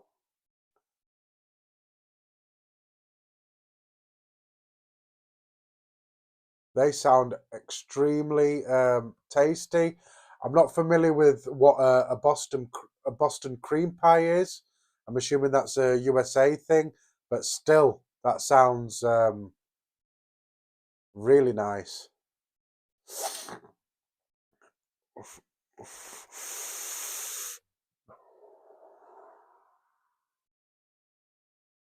The Samoa cheesecake definitely sounds nice.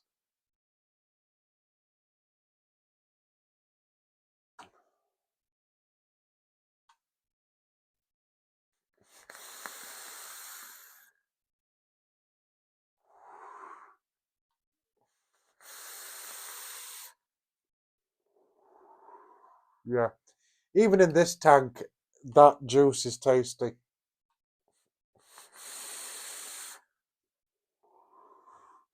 And I think it shines on a lower ohm coil and a higher wattage. But like with all dessert juices, they do benefit from that slightly higher wattage to get all those flavor notes out. And obviously a decent coil. Like I say, this is just a standard 3-core fused Clapton, but probably an Alien or staggered fused Clapton, which I wanted to make earlier on, but went totally tits up. You know, unfortunately, that's just the way it goes.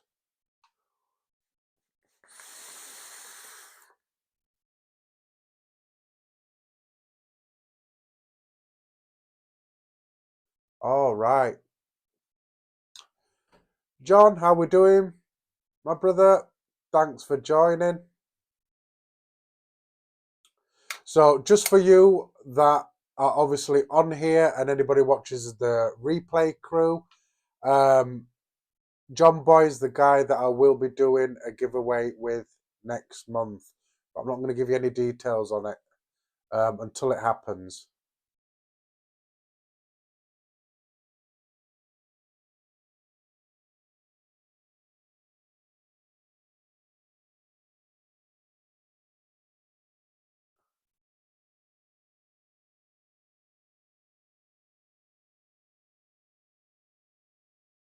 Okay, thanks for that, Bic.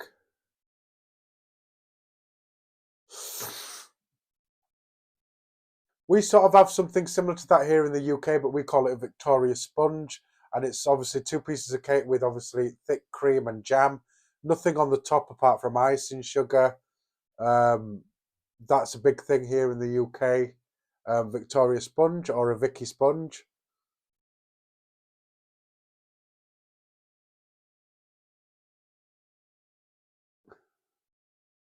All right. Cream pie can mean so many different things, Vic.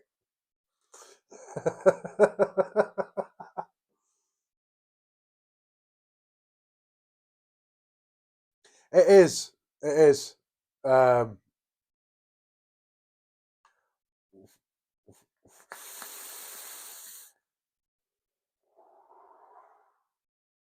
that juice is still coming through strong.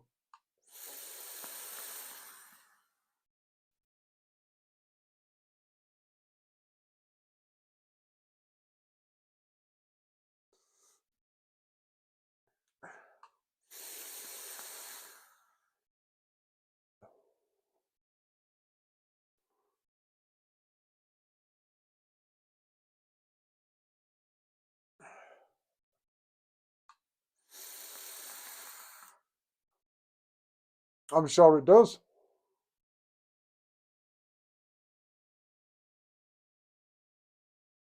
Yeah, Donut King.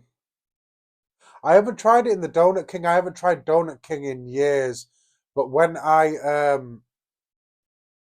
did have Donut King, I liked the donut ones, deep fried donut and custard donut and stuff like that. I think the deep fried donut was my favorite. Or original glaze, was it? Or a glazed one I used to have, which was, I think the glazed one was a lot like a Krispy Kreme sort of donut.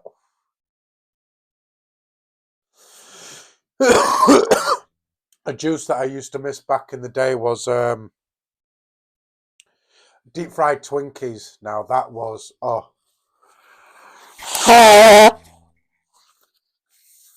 that was delicious. The deep fried Twinkies. I can't remember which company did that particular juice, but that was delicious. I went mad on that for quite a bit.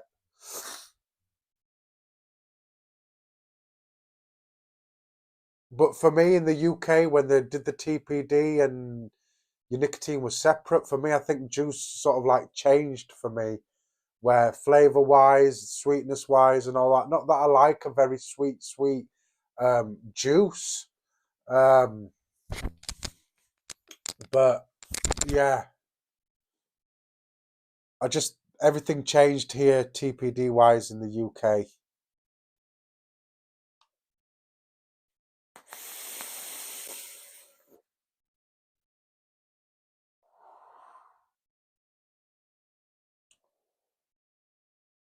I miss a lot of juices from back in the day.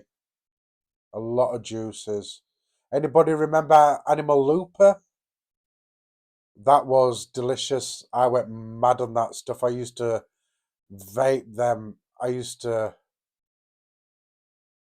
back then. You could buy them in like bundles, where you could get like 5 30 ml bottles for so much. I used to go through a lot of that juice, Animal Looper, which is basically like a similar to a Fruit Loop cereal and milk juice back in the day. That was just for me spot on. That was um, Animal Looper for cereal anyway.